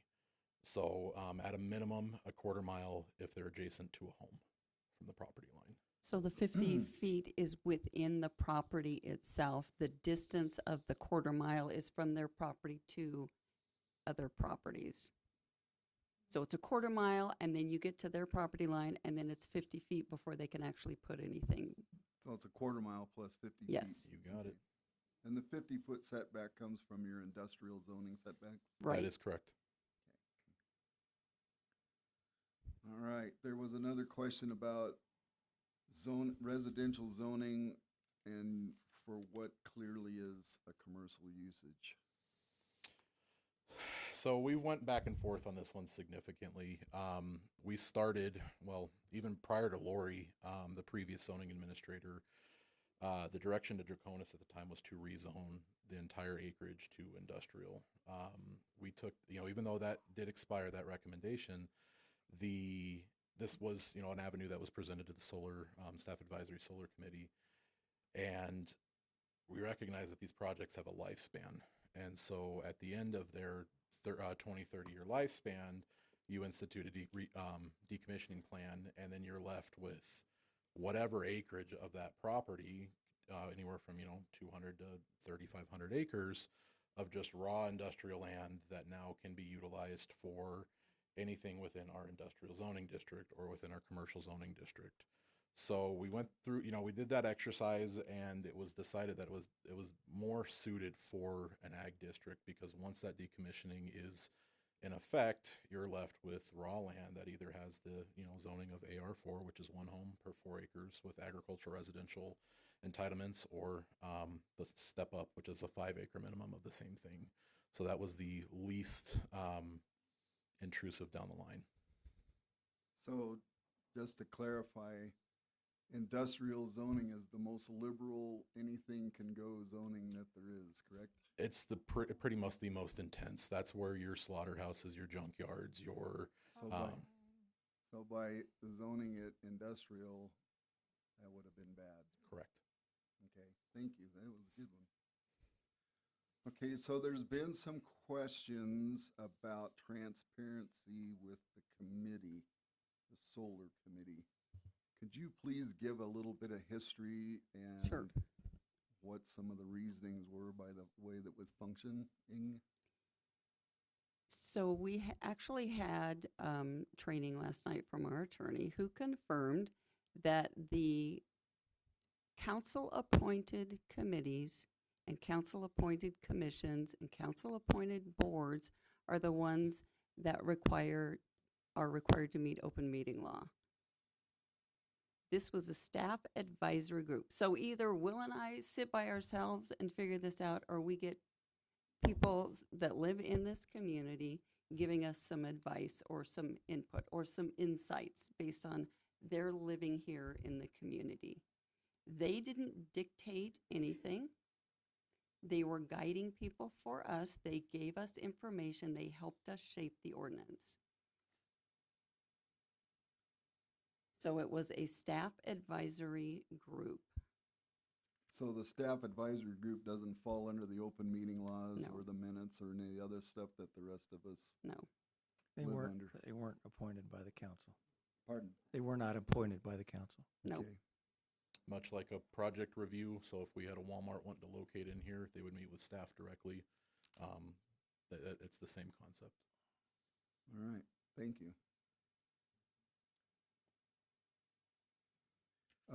Heard some concerns about water in several formats, runoff from fighting fires, water usage for cleaning panels,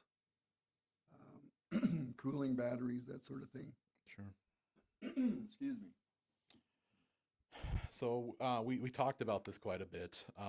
If this is something the Planning Commission would like to explore, we can add a plan that is the water usage plan to ensure that there is protections for the aquifer. What are they doing? What is their usage post or pre-construction, during construction, and post-construction? If that's something you want as part of this ordinance, we can absolutely include that. Regarding water runoff, a lot of that gets involved within the grading and drainage plans, grading plans specifically. I did have here one member of the public talk about the potential for reclaiming water. If that is something that we want to include as part of the proposed language, that's absolutely something we're within our willpower to do. So it's really ultimately at your discretion if that's something you would like to add. Solar panel cleaning. Solar panel cleaning is part of their water usage. Well, I thought that Oh. you had explained before that it's pretty self-contained. Well, a lot of the units that they use are pretty self-contained. It's essentially something they put on the rack of panels, and it recycles the water. They're very low water usage for the overall cleaning of the panels themselves. Obviously, you're going to have water usage as part of dust control, things like that during construction. But once construction is complete, the water usage, in theory, should diminish extremely. Do we even know, pick a project, the largest one, 360 megawatt. Do we know what a best facility of that size would use for cooling? It would be as part of their proposal. They would need to tell us what they need, and then So we that would don't be know approved. at this stage. At the ordinance stage, no. Okay, so another one was chemicals for weed control that could cause runoff containing glyphosate or some other obnoxious chemical. We've had that question posed to us in the past, and it's granted the quantities could be larger than a residential development, but in this case, we went in dialogue with our town's water person, Mark Holmes. In his opinion, it's not as detrimental as claimed. So, hang on, folks, hang on. Hang on. Be aware that the guy you just spoke about worries about water more than anybody in this room.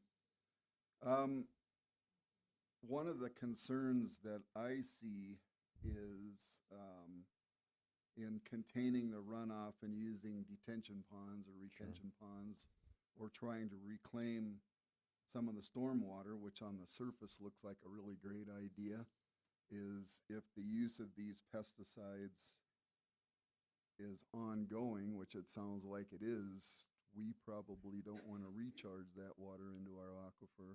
Absolutely fair. And there is a possibility of accumulation of glyphosate or other chemicals, which, as the lady noted, Monsanto has taken a pretty good licking over, which Absolutely. they deserve.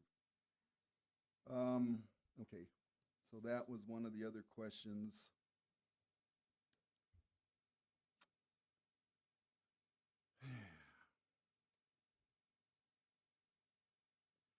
Another thing that was brought up is in fighting the fires that are a possibility to happen.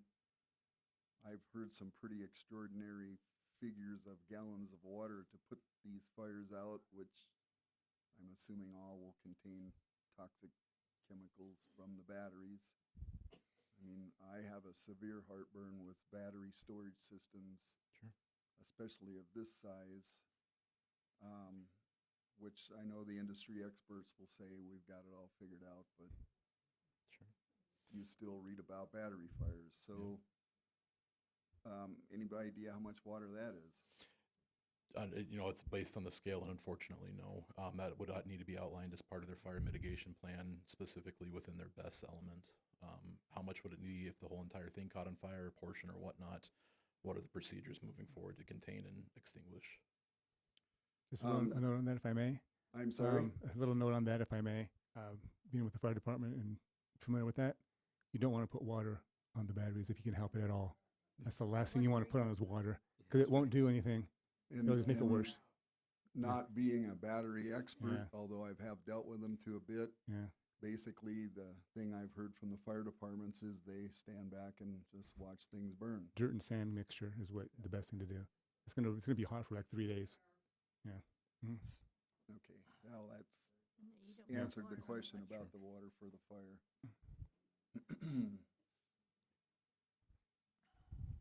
Also, there was some questions about fires.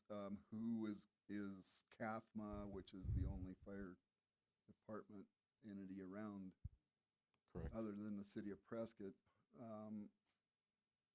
Do they have the facilities and the equipment and the personnel and the training to tackle stuff like this?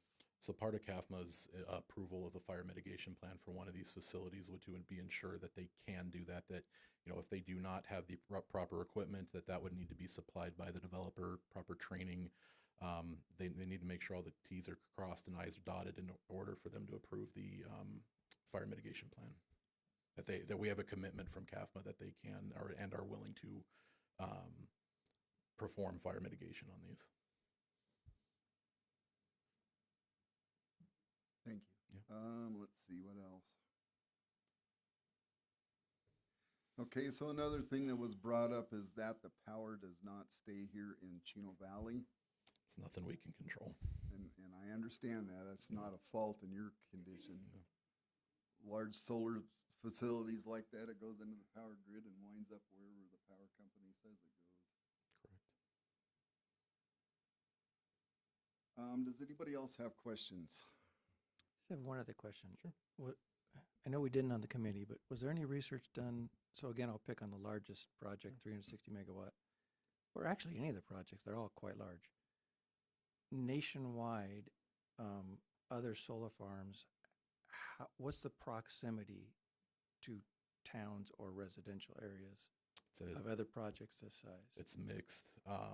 With projects this size, I don't have a figure off the top of my head, but they're anywhere from in unincorporated, they're in municipalities, but I do not have a figure off the top of my head for what that is. Yeah, well, That might be a good thing to know. Sure. yeah, I think it would be. Can you share with us what would be the detriment by not having the ordinance that we have here today? I'll let you answer that one. So we all know. Well, we talked about it at the beginning of the project, or the public hearing, which was for the town, it would be better for us to have an ordinance in place for protections. 'Cause I feel that if we don't have this, we're opening it to be 10 times worse than we're thinking it might be right now. If I'm not mistaken. So if there was no ordinance, let's rephrase that. If there was an ordinance that excluded commercial solar production facilities in Chino Valley, where does that put us?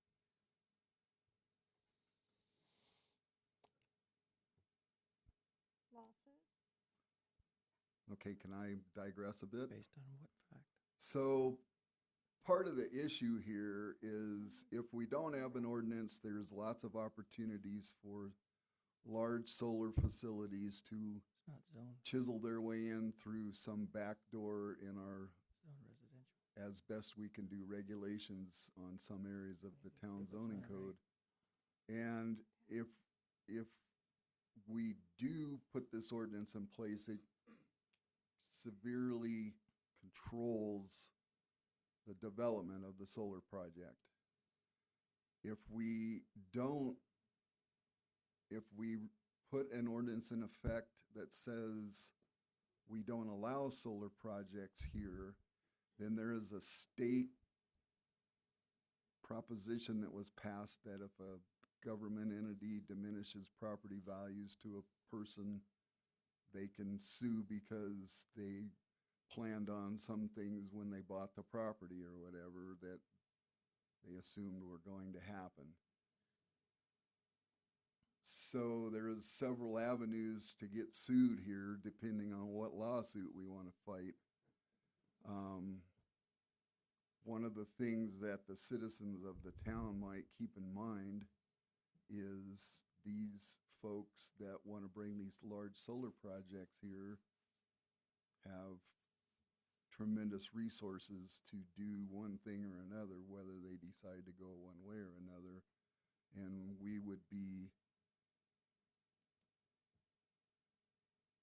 we should be well aware of whatever decision is made, that the financial consequences through lawsuits can be brutal.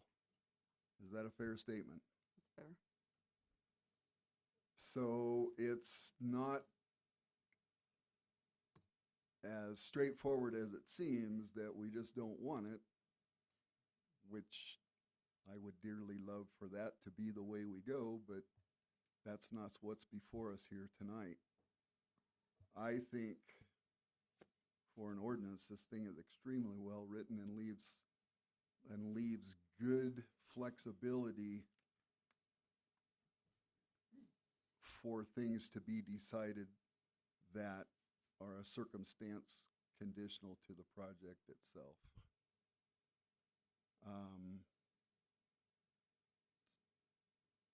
So does anybody want to add to that? Is the commission clear that there's about 3 things that we have to take into consideration here?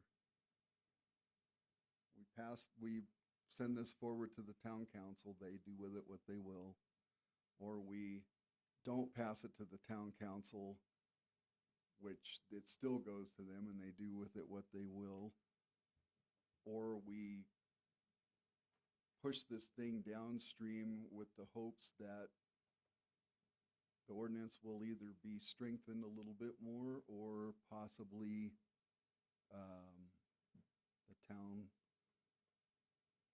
will decide not to have any solar commercial projects. Is that a fair statement? I think that's a fair statement. So, let me hide behind my agenda again. Okay, so we've got, any more questions for town staff at this point? Just a comment. Based on the meeting tonight, do you see in the ordinance that we have right now that needs to be worked on, or things added or changed?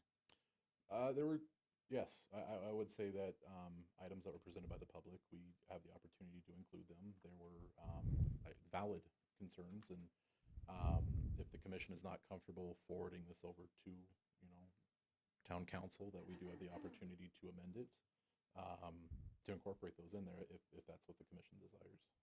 I'd like to make sure that we do have the proper ordinance in place that covers every concern that we have shared tonight. Honestly, I want to make sure it's done right. It is written really well. I was part of it, but there's concerns too that people need to make sure that they're comfortable with as well.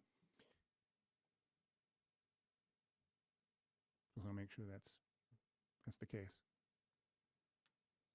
Anybody else have any comments? Only other thing I would add is any of these projects on their proposed sites require a zoning change. All of them do. Do all of them require, based on what we've seen? Correct. No. Not all of them Not all require of a them. zoning change. Correct. The Jerome project, it would be already within that district, or that AR4 district. Hang on one second. He didn't hear the question. Oh.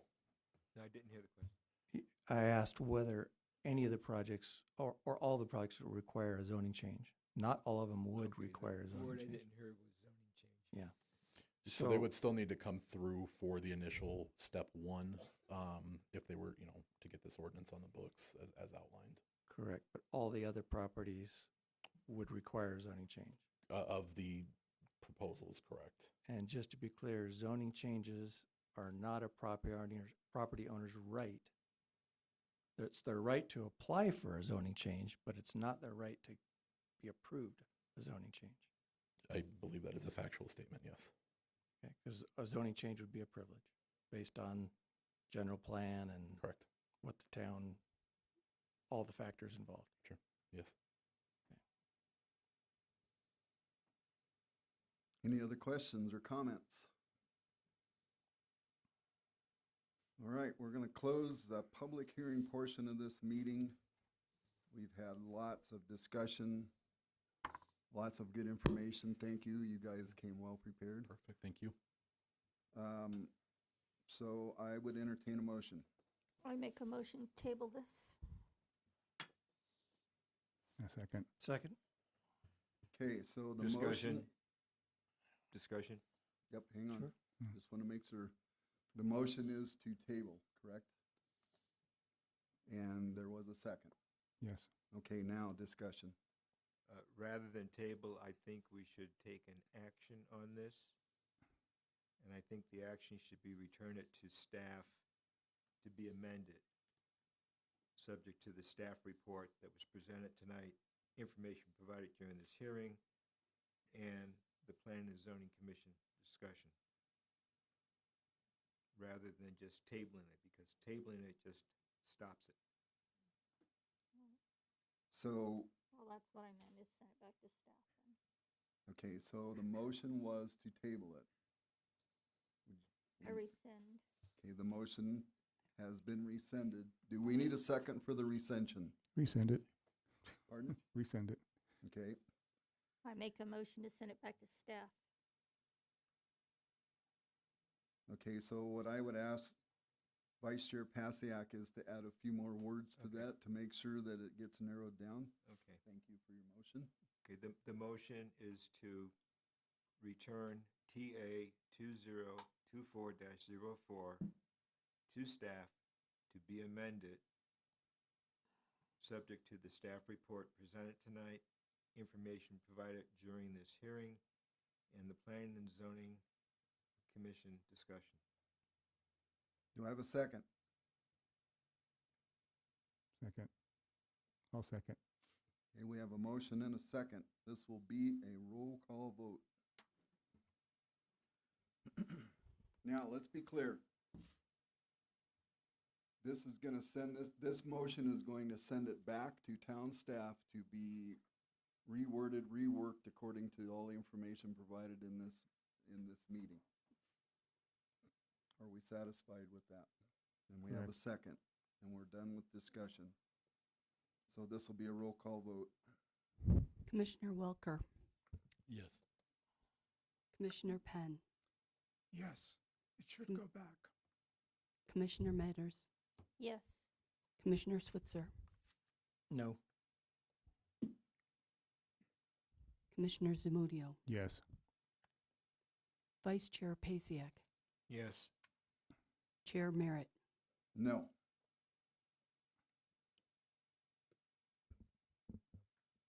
Now the no votes will be asked to explain the reasoning behind their no votes.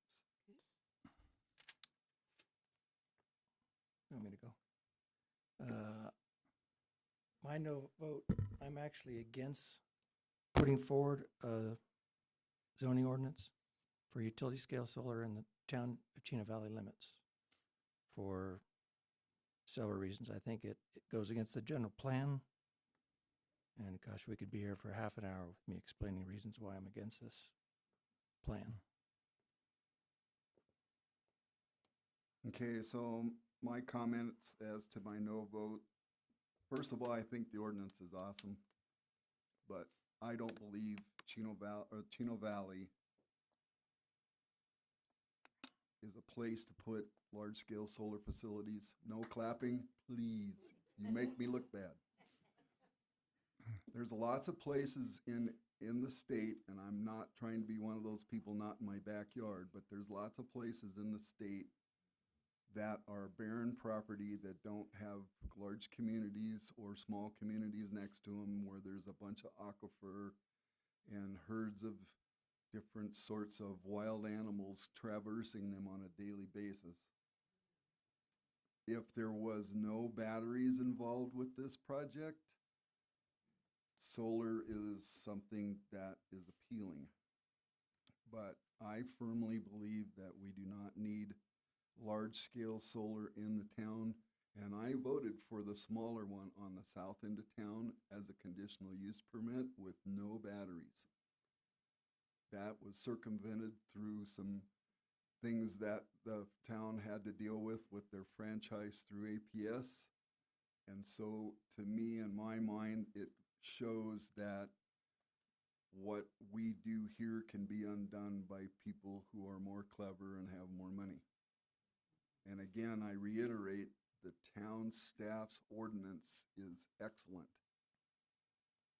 It was my opinion tonight, if this got passed, we wouldn't get hurt too awfully bad. But it would be my hope to not have an ordinance, but going back to town staff with all of the good ideas that we've heard here tonight, which the extra time I think is valuable, is the way that we should be doing things anyways. Now, all the good folks that voted yes get to explain. Chuck, real quick, just if I could Sir. add to my comment after hearing you. I do want to commend staff sitting on the solar committee and commend staff for doing the ordinance. I know you did your job. That's what you were told to do. So that was fantastic. So you did a great job. But just utility grade solar projects are not right for anywhere in the Quad Cities, in my opinion. Mr. Commissioner I will start. Zamudio. I voted yes because I think that we need to hear the people's opinions and incorporate those to what we have here. The problem I see, if we don't have one, get ready to open those purses for the town. That's going to happen. I can see it happening. And I think we have to have something in place to at least have a starting point or a boundary of where we don't want to go, which I agree with that. I don't want the big boys either, but we need to have a starting point of something. And I see if we don't do this, that we will have major issues going forward. Thank you. Commissioner Metters. I made the motion to have it go back to staff to clarify some of the points that was brought up by by the citizens of the town and surrounding areas. I too think that there's plenty of land between here and California to put their solar panels on, but we have to protect the town from being sued into bankruptcy too. Commissioner Welker. Right now, the town doesn't have any teeth. With this, it will. Commissioner Penn. I voted to send it back because I think the people here tonight raised some valid points that need to be looked into further. And I personally don't think Chino Valley should even entertain a project this size.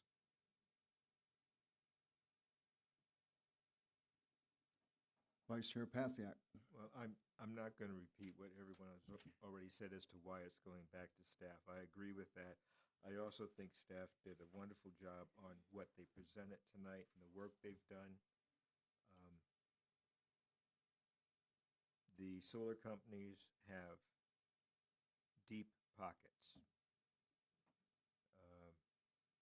We have a town attorney. They probably have an entire floor of them.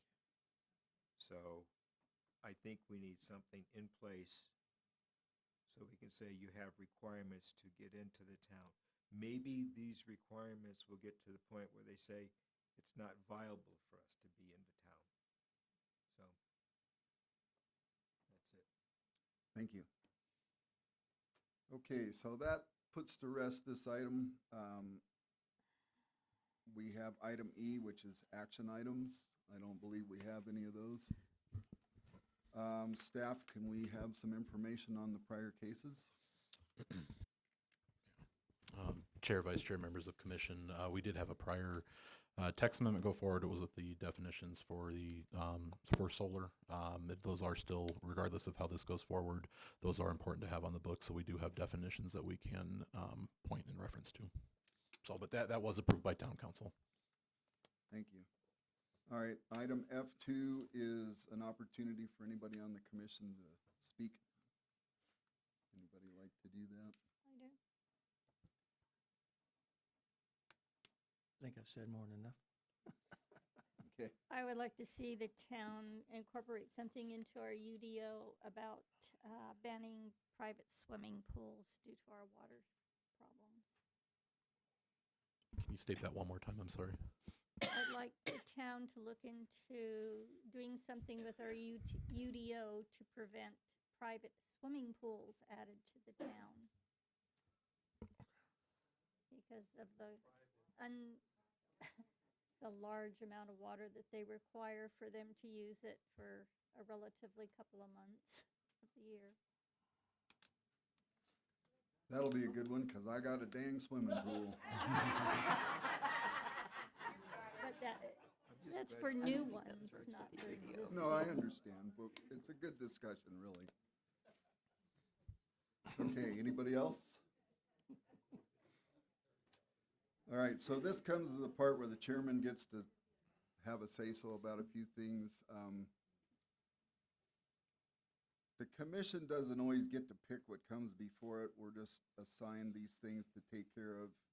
And I'm going to point to town staff. They didn't pick this to come before them. It was pushed on them by circumstance, and they've done such a wonderful job putting this thing together. We're going to have some tough ones coming up as well when it comes to the livestock ordinance.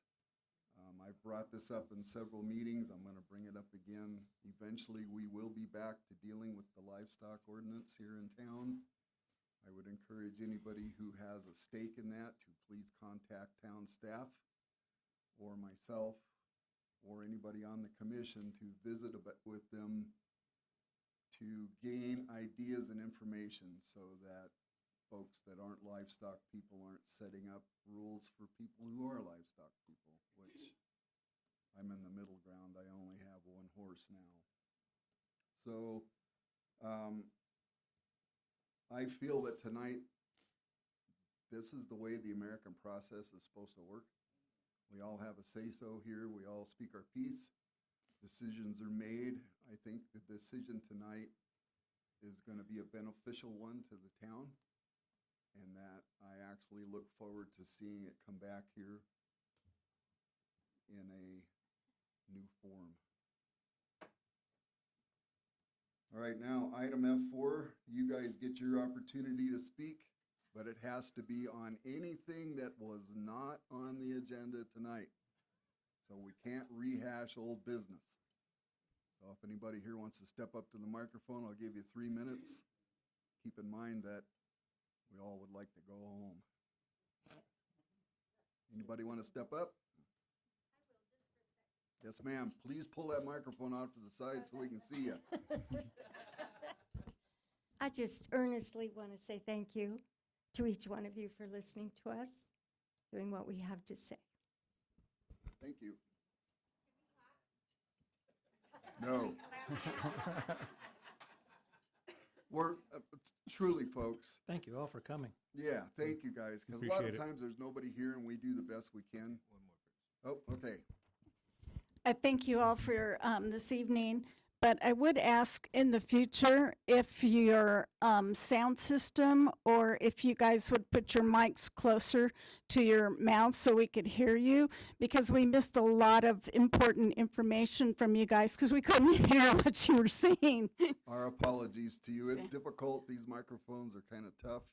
Yeah. We used to have a gal that ran the audio visual, and when we weren't doing our job, she would stick her head in the door and shake her finger at us. I was going to go, you know, but thank you. You're welcome. Ma'am, I need your name. Ma'am, you need to let her know your name. Believe it or not, you're going to be on TV. My name is Brenda Stillman with 2 E's.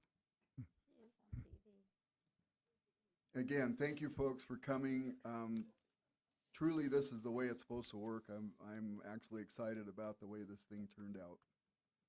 So now we're going to go to item G, which is a motion to adjourn. Make a motion for adjournment? Second. All in favor? Aye. You can applaud now. Yeah.